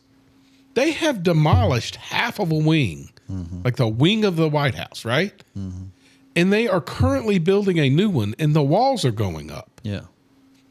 So I don't know what he was saying there where he can't get it approved. That was an older clip where they were not wanting to approve it, and and they finally got. And even still, and that's what I told him. What's amazing about his time frame is that is with security reason. You know, there's a reason it could drag on forever. Yeah, but it doesn't with him. Yeah. How? How does he do it? I saw a thing the other day talking about government waste and how long it takes to do something. Yeah. We sent that Artemis 2 to the moon. And I think the cost of the entire project from 2019 to them landing and falling into the ocean last week was a tenth of what the governor of the California, Newsom, doing the rail. Oh, my God. That doesn't have a mile rail. So tell me something. How is there not fraud? There's got to be the biggest money laundering thing in the whole world. Yes. Who is benefiting? How did you spend that much money and not do anything? I don't know. I mean, I look at the projects that you do around here and how much government waste is involved in it. A lot of it is just a pain in the butt, but it's bureaucratic pain in the butt. But we don't have my jobs are privately funded. So. No. But I mean, you don't think there's cost involved that don't need to be? Oh, of course. Yeah. I mean, I get to the end of the project, and it's not very much different than when we started, and yet it took 9 months to get it approved. It's crazy. So, but I will say, did you notice in the other news and what's happening that California, instead of pointing out the fraud and getting rid of the fraud, they're actually trying to pass that. Who's the little kid that got Minnesota the quality learning centers? Yeah, I like that guy. Whatever his name is, they're calling it that act. They're trying to make it. They will go after a journalist that finds fraud, and you have the chance if you're wrong in the fraud that you discuss. They don't talk about what wrong is, but you could be fined $10,000 and be charged with a misdemeanor. So instead of going after the fraud, they're going after the journalist that finds the fraud. Shoot the messenger. Yeah. What about the poor guy that did a video that you sent to prison when Hillary Clinton and the exactly he was in California? Yeah, same thing. So Jesus. Yep. All right, moving on to Mount Rushmore. Yes, our Mount Rushmore of sporting events that we have attended. Yes, best things we've seen been attended. All right, Emma, you want to go first? I'm not seasoned. You made me realize I'm not. I know, but I need to do more. No, you made me realize. Well, so have you done any? Yes, I'll do my number one last. Okay. I've been to tech games. Those were not very exciting. Not anymore. No. But they have been. Went to a Wizards versus the Bulls game when Jimmy Butler played for the Bulls. Oh, okay. Oh, wow. A long time ago. God, you just made me remember one. I went to a Wizards game once with Chris Lax. When they used to be better. And we sat right behind Tony Kornheiser. Oh, really? Yes. And it was hilarious because if you'll remember, I remember you telling me about this. Yeah. He always You leave early? Yes. Yeah. He stood up at halftime, and Chris, being funny as he was like, "Got to go to bed early." And Tony literally looked at us both and went, "Yep," and laughed. Like, it's so funny. That's kind of cool. Yeah. And then the best one that I've been to was I went to a Commanders versus Cowboys game. Sat very close. At Commanders. Okay, nice. Oh, you made me think of one too. That is awesome. When saw Dak Prescott. That actually brought up the building taking so long because I think I'd read where the new stadium in RF could be 2034 or something. I'm like, wait a minute. That was a pain. It is a pain to get in and out of there. What takes so long to build a new stadium? Wow. That's crazy. Anyway, go ahead. Trent, Yep. you want to do yours or you okay. want me to do Chris's? Yeah, do Chris's. All right, I'll do Chris's. Chris's top 5 attended events. Number 2, I'm skipping number 1. Why? Because it's his too. Yeah, it's mine too. Number 2 is Daytona 200 motorcycle race. Had the pleasure of taking my dad 10 years ago. That's awesome because his dad was a motorcycle racer. Oh, cool. And phenomenal. I never could. Those guys are crazy. Yeah. You know, they lean and yeah, scary. Number 3, Red Sox, Yankees in Fenway. Wow. Yep. That's a good one to be at. I forgot. I did go to Fenway. Gosh. 4, ACC basketball tournament. That's great.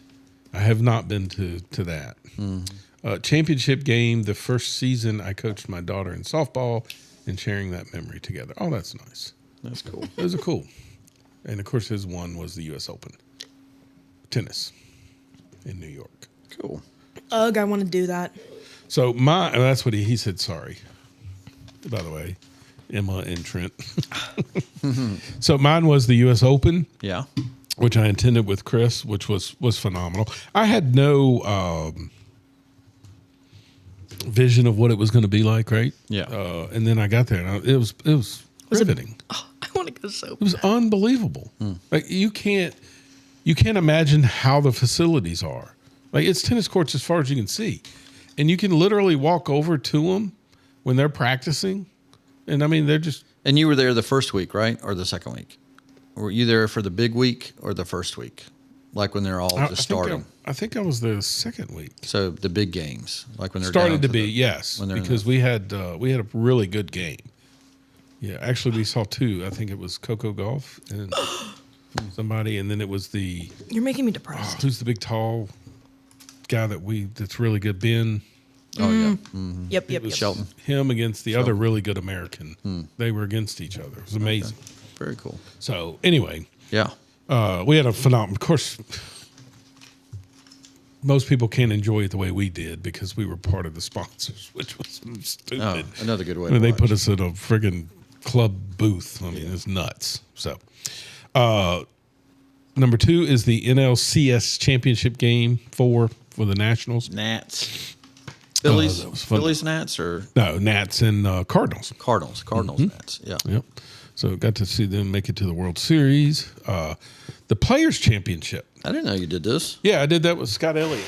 We went down there, and again, it was one of those probably shouldn't have gone because of how spoiled we were. We were with the main sponsor. Oh, okay. So we literally got to stay in the hotels with the golfers, got to rental cars, got to play course, got to do all of that. I mean, you name it, we had it all decked out. Very cool. Every meal you could think. It was crazy. Did you fly with golf clubs? No. What did I do? No. They had golf clubs for us. Okay. Yeah, it was. I just wondered how that would be. It was the first golf tournament I had been to, but I mean, every hole had a hospitality air conditioned. Yeah. That we were in, and normally that's not the case. So. Yep. But yeah, it was phenomenal, and the Players Championship was phenomenal because it's a little more laid back. Cool. Daytona 500, Dale Earnhardt wins. That's on my list. That was incredible. Yep. You know what I've just noticed? What? All of these seem to be somebody else taking me. Chris Lax took me to the U.S. Open. Scott took me to the Players Championship. You took me to the Daytona 500. I did pay for this one. Duke versus Wofford. That's why I paid for it, because we went to a Wofford game. But no, seeing Cameron Indoor Stadium with Logan was just one of the coolest experiences. Cool. Even though it's Wofford, it was still it was really, really cool. Yep. So that is my Mount Rushmore. Didn't you and I? Was it you and me that went to a Duke game? I did go to a previous. Was it me and you? I know I went to one. I'm trying to remember. I got tickets. I thought it was me and you. Could be. It was a Duke graduate that went to Willing Wilson that gave me tickets. Like South Carolina State or something like that? Yes, it was. You guys have terrible memories. Wow. There's a lot of Dude, stuff. that was 1995. I was -7. So mine in the Mount Rushmore, if we're ready for mine, number one for me in person was when Perry and his team at JF beat Danville, who had a 26-game win streak, to go to the state semifinals. Yep. That was unbelievable. Well, that put us in the state quarters, and we won that game. And then we eventually lost to Danville in the state semis.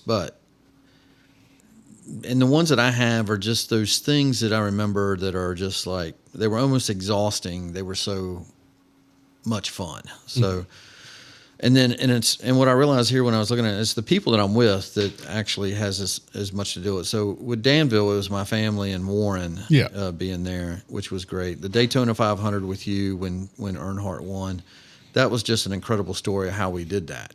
Like, we didn't even know on Wednesday that we were going to Daytona 500, and Thursday we knew we were going to Daytona 500, and then he won it. Yeah, which, if people don't know the backstory, that's the one and only he ever won. Yeah. The greatest driver in NASCAR. Yeah. I mean, it's crazy. It was so cool.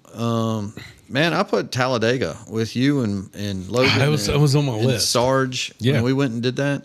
Probably going with my dad and him talking the entire way with all the stories and everything you had down there, as much as the race. But, dude, I'll never forget sitting in your camper, looking out the window and watching cars go by at 210 miles an hour and just the roar. Yeah, I'd like to do that again. Yeah.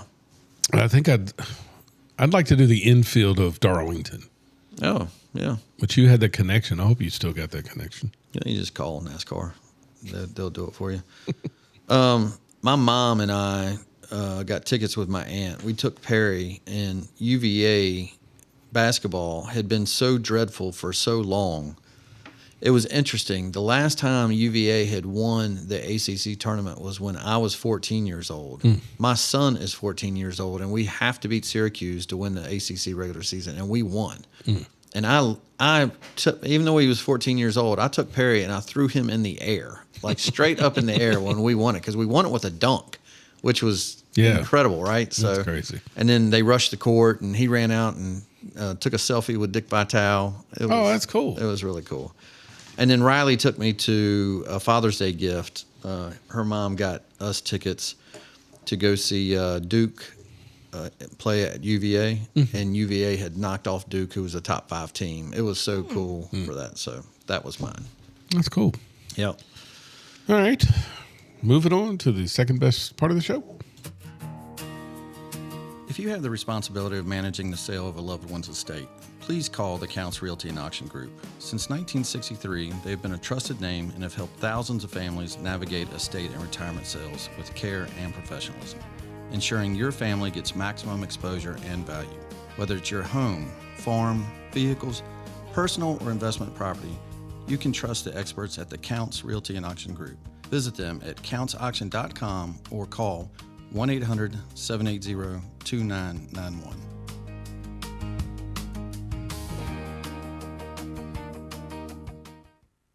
I just got 3 things to say. God bless our troops. God bless America. And gentlemen, start your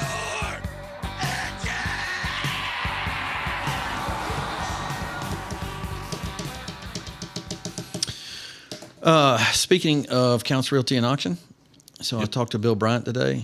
He said to let people know that soon they will be auctioning off do you know what an Indian motorcycle is? You know that old company, the Indian? No, but I've heard. It was before Harley's. So Wow. I think it was before Harley's. But it was a 1947 Indian Chief motorcycle. 79-year-old. So he went with me to the car show. And after the car show, he found a motorcycle while he was down in South Carolina. So they'll be auctioning that off soon. So stay tuned to the Counts Realty and Auction webpage. All right. So we have got, let's see. Oh, dude, you have got to see this. So earlier we had a discussion about Kelly Harmony doing the program to bring kids out. So let's hear what's the guy's name? Gutfield? Greg Gutfield. Yeah, let's hear him talk about this Canadian professor. I have worked with 4- and 5-year-olds in schools who have genders that their parents don't want them to have. Parents' rights have suddenly been weaponized against trans and non-binary and two-spirit youth. I want us to get really comfortable with challenging right-wing Christian patriarchy. I want to say things like, you can do work around sexual orientation and gender diversity with children of all ages. And so I want us to think about these conversations in kindergarten. Of course you do, you sick, fat. Listen to this. I love Greg Gutfield. But dude, it's sad, man. I mean, first off, thank God we have Trump in office. Thank God we have a Republican control. But we're so thin in our margins that we can't even get things approved because we got some rhinos that are around. But dude, look how close we would have been if Kamala had won. We would have had that woman that's in Canada leading what our kindergartners are taught. You know what I'm saying? It's scary to think. It is scary. But he had a terrific response. Have you got a comment, Emma? No, it's just very valid. It says, when I was 5, my mom yelled at me for eating dirt. Now my kid comes home asking about transgender at 5. Yeah, exactly. All right, so often I talk about nephew Grayson. Yep. But nephew Grayson is now engaged. So yes, very good for them. Him and Chanson are tying the knot at some point. So now that we got him moved in the right direction, because I think that was our effort more so than his, is now we have to look out for nephew Nathan. So Nathan was still on the dating scene. So we got to look out for him. This is what you have to look out for in today's world. This is the poison dart frog. Cut 15. If you've ever wondered why these girls wear hair of different colors, you might be part of the problem, sir. I wear my hair like this to tell you touching me is never okay. And in the dirty South, you'd think it were. But I'm a poison dart frog, 'cause men don't listen. I dye my hair like this to warn you to stay away. I'm a poison dart frog, 'cause men don't hear me. Looking like this keeps predators at bay. Now you might be surprised to hear this. If I doll up and look too pretty, I become public property. Really? And if a man must get around me, please just ask me. I'm a person. Don't just put your fucking hands on me. Cause I'm a poison dart frog, 'cause men don't listen. I dye my hair like this to warn you to stay away. I'm a poison dart frog, 'cause men don't hear me. Looking like this keeps predators at bay. Now, what if I go when to the baby I look shower? like this, weak men, they stay away. What if I go to the baby shower with Nathan and that's the mom? What do you do? Get up and walk out. Nathan, watch this. And dude, first off, how she insults the South. Because if she was attractive, she has to shave her hair on one side and make the other side green to keep Southerners from touching her. That was a line. You don't have to do anything. That is just stay away. Like we just go around just grabbing women. Well, maybe. My mother said shut her up. Why? What happened? Did I miss something? No, her mother watches live. Oh, okay. Commented and said for this lady to shut up. I'm sorry. Oh, okay. Where does All your right, I missed mother? Where does your mother watch live? I was looking at my notes. What do you mean, YouTube? YouTube. She's on YouTube. Yes. And you go to YouTube. You go to LLH And now _ she- podcast. Yeah. And click on like. And you'll see my Or mother subscribe. say, "Shut her up." Good. Mom's one of our top fans. You're welcome. I love your mother. I like Father David better. All right. So we're transitioning out of the weird liberals. Oh, this guy again. I like this guy. I do love this guy. He doesn't really say a whole lot, but he always just gives you the look on his face. All right. Who was the author of the term word salad? Who created word salad? Kamala Harris. Okay, well, we got a new one. Listen to this guy. Man. All right, the new word salad guy, cut 20. Explain to Californians how we moved from a $100 billion surplus to such a significant deficit in just a matter of a few years. Well, it's, we can explain it. $349 billion of unprecedented capital gains, 11.6%, when traditional capital gains is around 5.18% on average. It's almost double. So you had massive volatility. Big You capital have gains. Requirements Sounds under like it should Prop be a 2, surplus. the GAN. You have requirements under Prop 98, which require that set aside. We use 93% of our surplus, which is, I want to be careful, either on the higher end or without precedent for one-time purposes. So we anticipated, because we didn't want so there's that not a surplus to go deficit. to ongoing commitments. We anticipated that shortfall. What we didn't anticipate keeps going.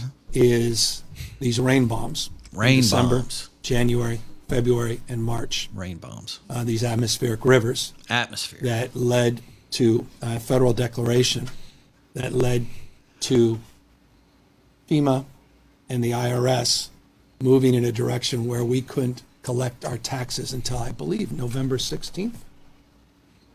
As so the opposed to deficit April went 15th. over. And so therein lied this blackout period that beguiled all of us, the LAO, finance, economists, experts. And interestingly, I mean, who's been at the White House recently, had an impact in terms of the IRS collections as well with their estimates, because there were other states that had similar delays in their taxes related to weather events. If there was any indication that climate change has impacts well beyond those that are often Climate promoted, change. God, I mean, have you considered, ever heard any are more financial bullshit? delays. That's My just another God. example of All why right. we need to tackle them. And After he does this, God, it's awful. just play the first question and we'll stop it again. If you can go back and just play what the question was after all that. $100 billion surplus to such a significant deficit in just a matter of a few years. well, it's That question took 5 seconds, and that was a 3-minute response that literally meant nothing. Dude, that's just He got climate change in there. He got rain bombs. I'd never heard of rain bombs. atmospheric river. What's an atmospheric river? Dude. All right. And then I think after this, we have where the word salad actually comes from. Oh, yeah. Okay. This is one of my favorites. Okay. So this lady, Kamala, was on with Reverend Sharpton this week and said that she is thinking about running again. And of course, the crowd roared because why would she be at Al Sharpton's event, right? Other than to say that so they could get a little applause. I just want to try to remind everybody what it was like when she had to answer questions. What else are you going to do to fix this problem with inflation? All right, thank you. Well, let's start with this. Thank you. What? Prices have gone up.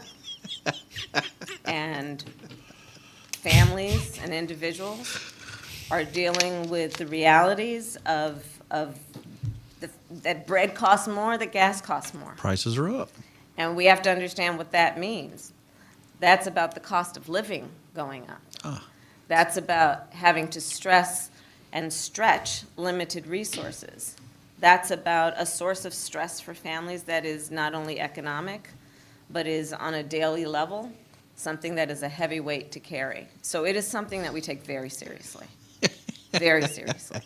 And we know from the history of this issue in the United States that when you see these prices go up, it has a direct impact on the quality of life for all people in our country. All people. So it's a big issue, and we take it seriously.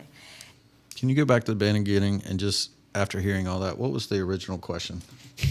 What else are you going to do to fix this problem with inflation? Simple. Just a simple question. What I love now, man, is at least the answers we get about gas going up. At least the answers we got about gas going up. People are telling you the truth. Yeah. The gas is going up, obviously, but we don't have a need for the oil coming across from Hormuz, the Straits of Hormuz. We really can live on our own with the gas that we make. Hey, start bringing your tankers over here and we'll start filling them up. And guess what's going to happen? Yeah. You know what I mean? So at least you're getting some real economic discussions about it. Obviously, there is a strain when the supply chain goes down. But the dude is giving you economic discussions. Right. Right? Oh, my God. I just need to keep playing that so we remember what those answers were always like. I want her to run. And the reason is, let's not forget, everybody forgets, she didn't have a primary. Yeah. And do you remember what happened the first time she was part of a primary? She crashed after day one. She never got a single vote. Yeah. And so you almost want her to be part of a primary just so you can see her crash and burn again. Yeah. It was Tulsi Gabbard that tore her apart. Yeah. And they kicked Tulsi out of the party. Yeah. All right, listen to. Dare you? I have not heard this. I could only see what it was, but it intrigued me so much about the clips and the comments. So I wanted to use it for the show, but I'm listening to this for the first time. It just looked cringy. This is number 46. Always awkward. I want to turn around to one guy and say, Barack, what are you doing? Come here. Come here. Come here. Come here.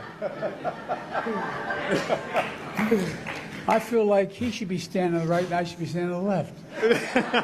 Hey, you done this look at Barack? Anyway, as I say, you've done good, fella. Well, I tried. Hey, you black man. You skinny black man over there. Come over here. You look like Barack. That guy was so confused. Is this the video that they didn't want you to play? The 16-year-old. No, that was hard. I don't get it, man. Like, he's so cringeworthy. I know. And he forced the guy to come over. The guy obviously didn't want to come here. Right. Come here. Yeah. Like, look. Come over Look here. at the pity laugh. It is a pity laugh. That's a good call. That's exactly what it is. It's uncomfortable laugh. The awkward. Now, Trump does the same to us, right? There's his humor. I mean, sometimes it makes you laugh at what he does, but at least it's got some sense of comedy to it. Scroll back up. Yeah, that's crazy, man. You do want to play stuff like that? Complete racist. You got one more? Yeah, I do. Yeah. So I played all the idiots coming up to this point. Let me give you an answer where a guy has an answer. So this is at Turning Point USA. JD, I think, is back from Iran. I think he's come back from Iran. I think this is just recent. Yes. And there's a heckler in the crowd talking about Gaza and the devastation of Gaza. Listen to how he handles a heckler with actual facts to shut him up. Here we go. Cut 48. Respond to this guy here. He said, I believe he said the administration supports a genocide in Gaza. And here's my response to that. When we came in, the humanitarian situation in Gaza was an absolute catastrophe. You know who's the person who got a peace agreement in Gaza? Donald J. Trump. So if you want to complain about what happened in Gaza,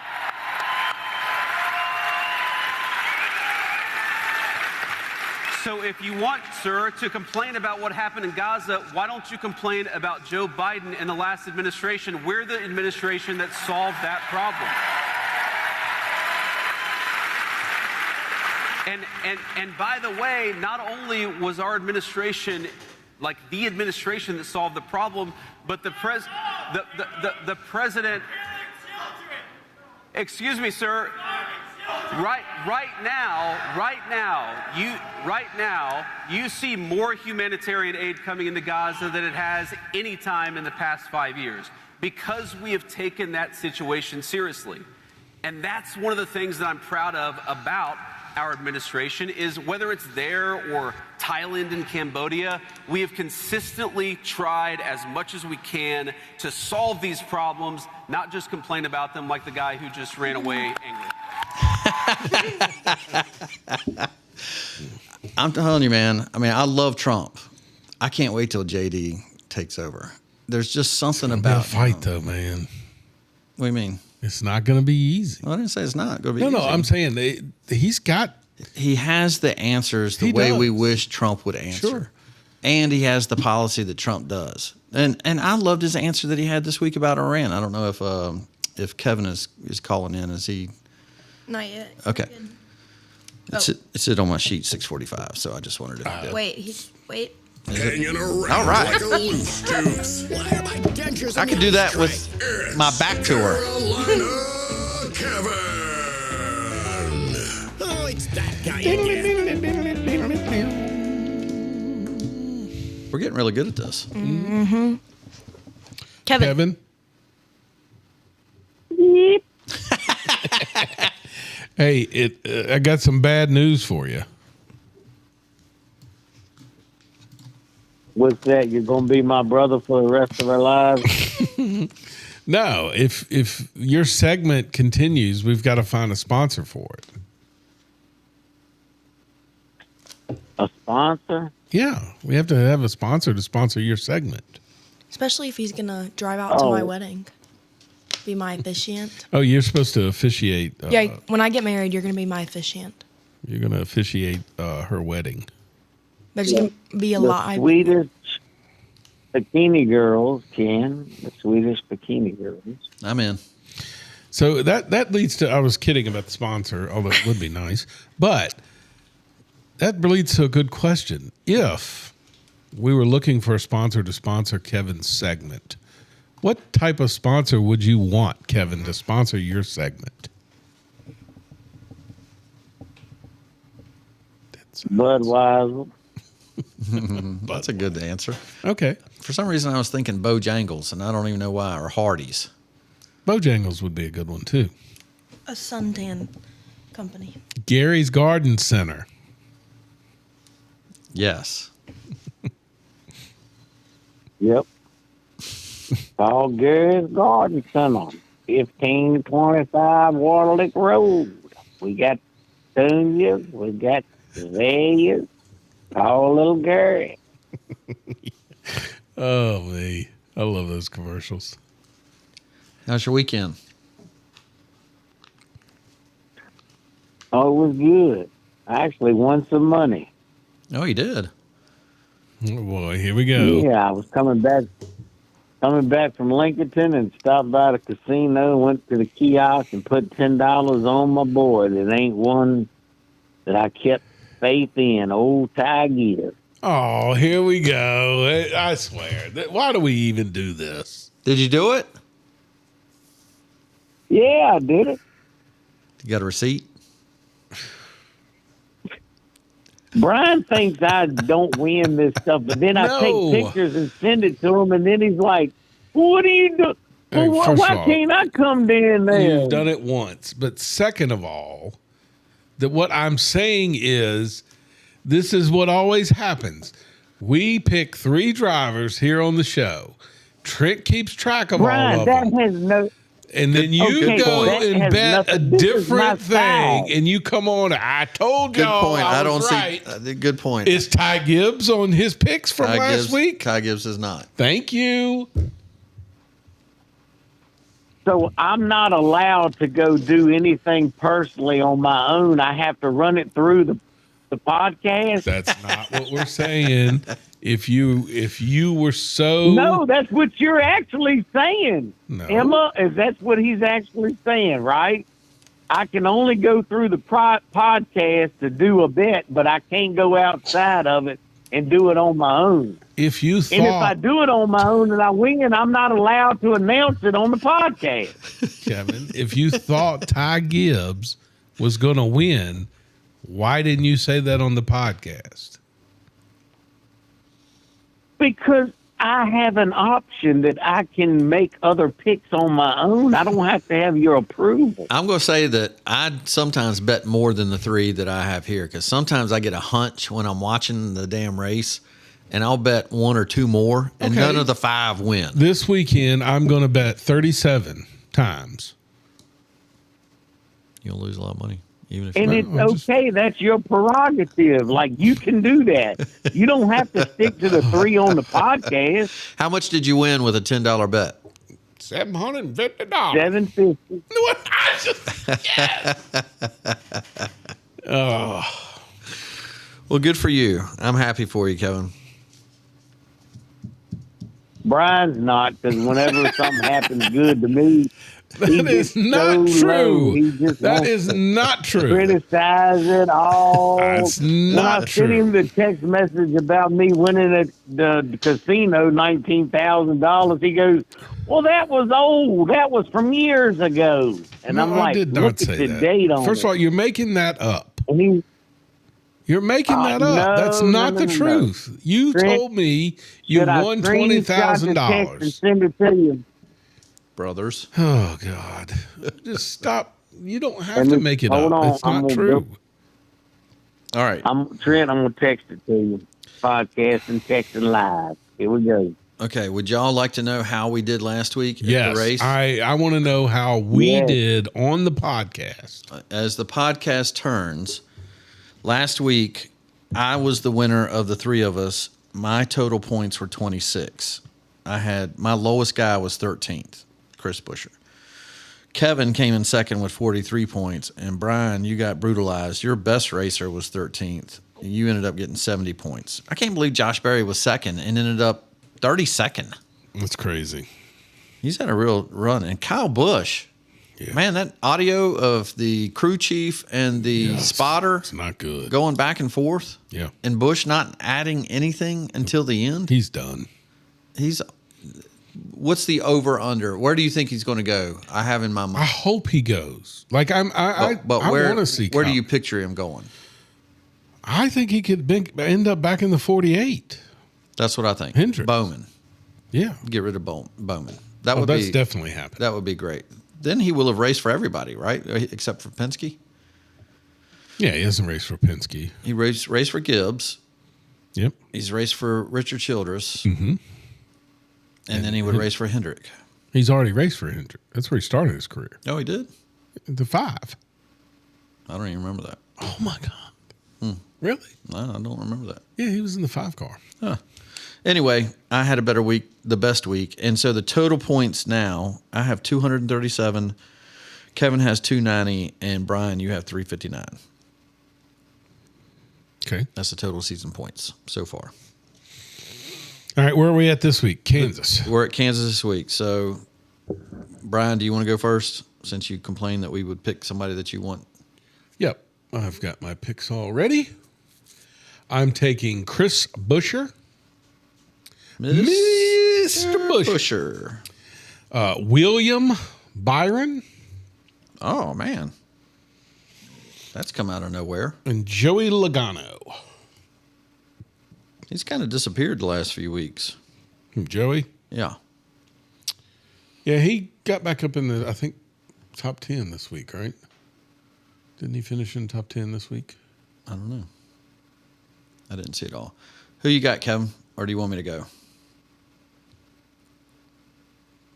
You can go be fine. I'm going to go Denny. I'm going to go Ross. Where's Ross? Oh, yeah.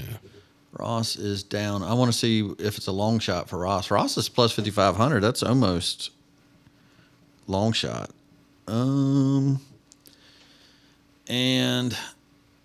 you know what? I'm going to go Penske too, but I'm going to go the different one. I'm going Austin Cindric as my long shot. He needs a good week. How about you, K-Dog? Bill Brainy Briscoe. C. Bell. What's your other one? Blaney. Brian Blaney and Briscoe. Blaney.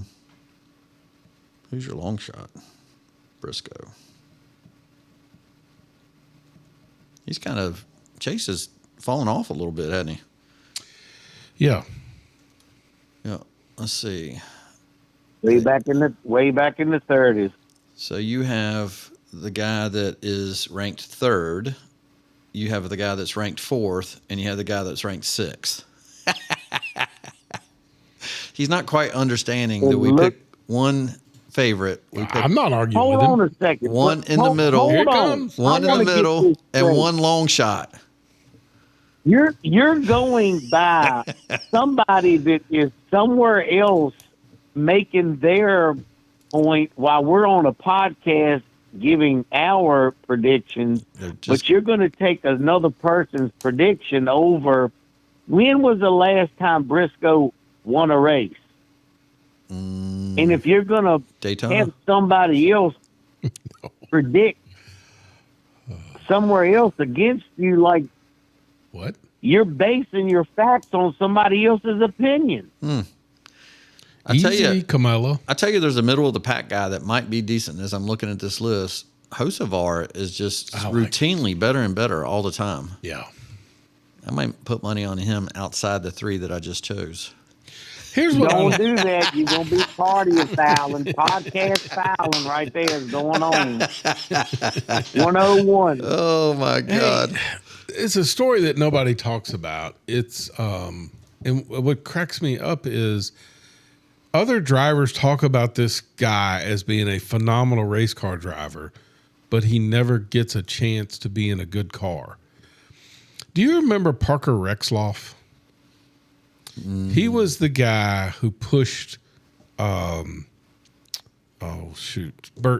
to a win at Talladega or Daytona when it was Jeff Burton's son, Harrison Burton. Okay. To the only win, and then got in trouble from Chevrolet for pushing a Ford. Huh. And it was a big deal. Hendricks made a freaking big deal out of it. And so he kind of got exiled. So he hasn't been, I don't think he's been back in a cup race since. I don't even know. Parker Rexroad. Rexloff. He's actually phenomenal, Trent. I'm telling you, I watch him in the Nationwide series, and he's incredible. Like the O'Reilly series? Yes. Okay. And he has, he's never in a good car, but yet he's always in the top 5, top 10. And I heard Denny Hamlin talking about it this weekend. He goes, it's incredible to me that it's like you've shunned him and just keep throwing him in the worst car you can find, and yet he keeps finding his way in the top 5. Huh. And he said, it's been a long time since we've seen a person be able to drive a race car like that. Maybe he should replace Bubba Wallace.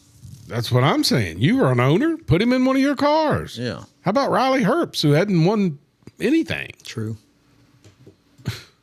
Dude, how crazy was it that Riley Herbst in a Monster Energy car almost ruined it for Ty Gibbs in a Monster Energy car? He wrecked. Yeah. Are they teammates or just acquaintance, cousin teammates? No. They're so Riley's in a Joe Gibbs car or a no, he's on 2311. Yeah, he's and so Ty is in the Joe is. Gibbs car, so they're like cousins. Yeah. But they're both driving Monster Energy. That's kind of weird that two competing teams would have the same sponsor. But he wrecked and brought out the green, white, yellow. So Riley Herbst has been a Monster Energy way before Gibbs. So he's been sponsored his whole life, which is why he's in a cup ride. Yeah. And I don't know how that works, right? Like, why would you pick Riley Herbst? Nobody knows who he is. But that's who their ride and die is. Kevin, if you had to list, our Mount Rushmore today was the top sporting event that you have attended. What would you think if you just didn't even think about it? Like, man, that was the best thing I've ever seen in person. Probably a Cowboy game, a race. What was the best thing that you've been in person to see? In 1993, when we was up there at the bar, and me and you and Brian was sitting there watching the football game, and we chest butt each other, and it was wild, and then we was jumping up and down. Well, what I meant was like in person, like live you saw the event, like you were in the stands watching. But something. that was a good event. That though. was great. That was a good event. Yeah, that sucked. I think Brian win a jersey or something and get picked to win a jersey? It was at Mud Puppies, yeah. Yeah, Mud Puppies back in the day. It was when the Eagles were going to win off of a field goal and he missed it. Yeah. So in person, I'd probably say the game that Dylan and I went to this past few months ago. The North Carolina UNC game. UNC? Yeah, Virginia Tech and UNC. Oh, okay. Nice. The Dean Smith Center. Yeah. Now, one I'll never forget is I froze to death when me and Brian went to Virginia Tech and watched Duke play, and I about froze because I couldn't feel my legs for 4 or 5 hours. So no NASCAR It was 5 races? degrees. You don't remember a NASCAR race that was like, wow? Are you glad you went to Charlotte? No, Coca-Cola's? because everyone I went to, Earnhardt Jr. never even won. That was your driver? But I mean, I've been to some good ones at Charlotte. And we camped out at the Moorhead Campground. That's a development now, I think. Mm-hmm. It's not even a campground anymore. 7 o'clock, I hear Emma tapping her feet. Emma's tapping her feet. not me. It's time to cut her off. I'm getting her signals. Yeah, she's Is she tapping to tell y'all that we need to wrap it up? 'Cause Wrap she it needs to up, go yes. home? Yeah, my bedtime's in an hour. Tap, tap, tap. Just tap it in, Emma. Tap, tap, tap. Yep. Kevin, will you be the officiant at my wedding? You're getting married? No, not now. We got a couple years. Oh. Well, it may not even be the same guy. Good point. Guys, Well, I'm just saying. what do you mean? We lived your age one time. Yeah, but We why were would I date him smarter than you are. Yeah, but why would I date him for 3 years if I didn't plan on marrying him? I don't know. Why does people date for 10 years and marry and get a divorce after 2? I have no answer to that. So is that a no? I'm just wondering. Is that a no? No, I'll help you as much as I want. I mean, if you want me to help you, I'll help you. I'm just trying to give you advice. hey, we found a sponsor for Carolina Kevin. Yeah, my mother. Her mom is ready to sponsor. Oh, wow. We're all over that. With what money, mother? Yeah. Father David's. Yeah. Conservative moms who promise to laugh at all of Kevin's jokes. For some reason, she really likes Kevin. So do my friends. I don't understand it. I don't understand it. Literally, my friends talk about Carolina Kevin more than they I've talk had to about any grow other up spot. with it, so shut up. Yeah. They wanted to know if the NCAA bracket winner would get an autographed picture of Kevin, which would be Jeff Rupert. He won, so he was hoping to get an autographed picture. I forgot to tell you that, Kevin. I need to get an autograph from you. You could do it and send me a chat. I'll sign away. Sign away. Hieroglyphics. All right. Bye, Kevin. Dude, hold on. Let me tell you a story real quick. It won't take but like 30 seconds. All right. On the clock. Brian knows this. Our cousin Norman, bless his heart, he was in a wheelchair, and I had to take him up there one time to the University of Virginia to his doctor. So we got in the waiting room, they called, I pushed him in there, and I said, Norman, I'm going to lift you up out the chair and sit you in this chair, and I'm going to get in the wheelchair and act like it I'm you. So there was an intern nurse, and she come in there because, they at the college, and she said, how you doing, Mr. Martin? I said, I'm doing good. She said, how's everything been going? So the last checkup we had was 3 months ago. Has anything improved or gotten worse or anything? I said, ma'am, you won't believe it. Put your clipboard down. She said, what do you mean? I said, put your clipboard down. I said, watch this. Now I got the shaking on that. I shook my arms, my legs got the wiggling, and I stood. I said, I can stand up. She said, oh, my God.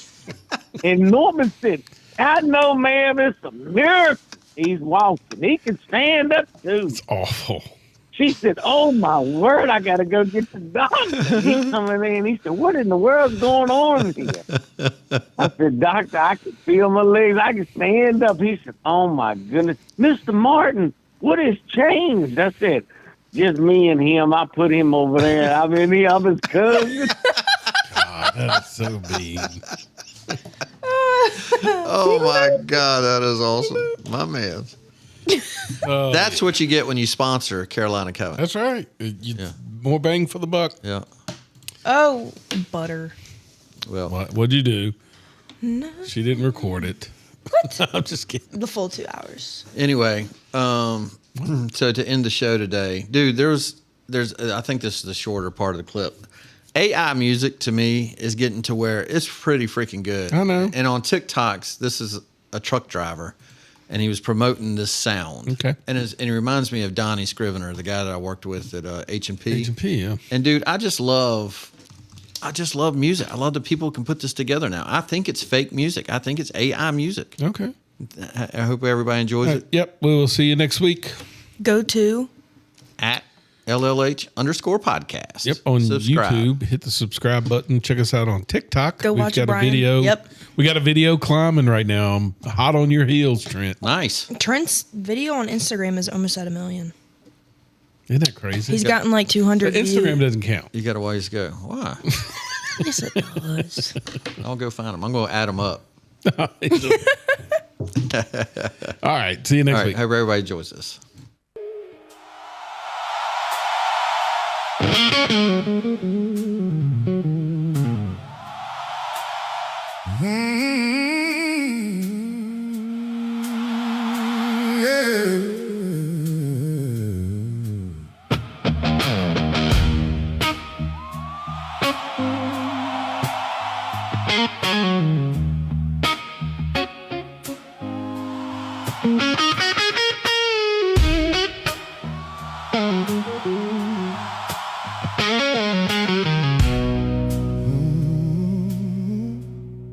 Pour it all on you.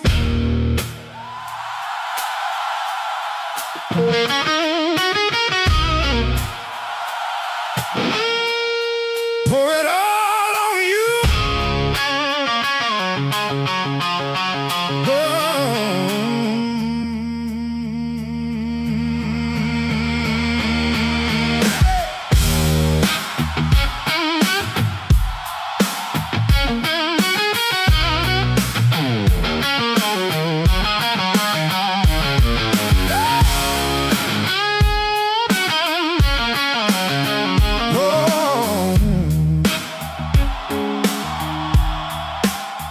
Tell me slow down, play it safe, keep it all inside. Don't try, don't trust, don't leave your heart open.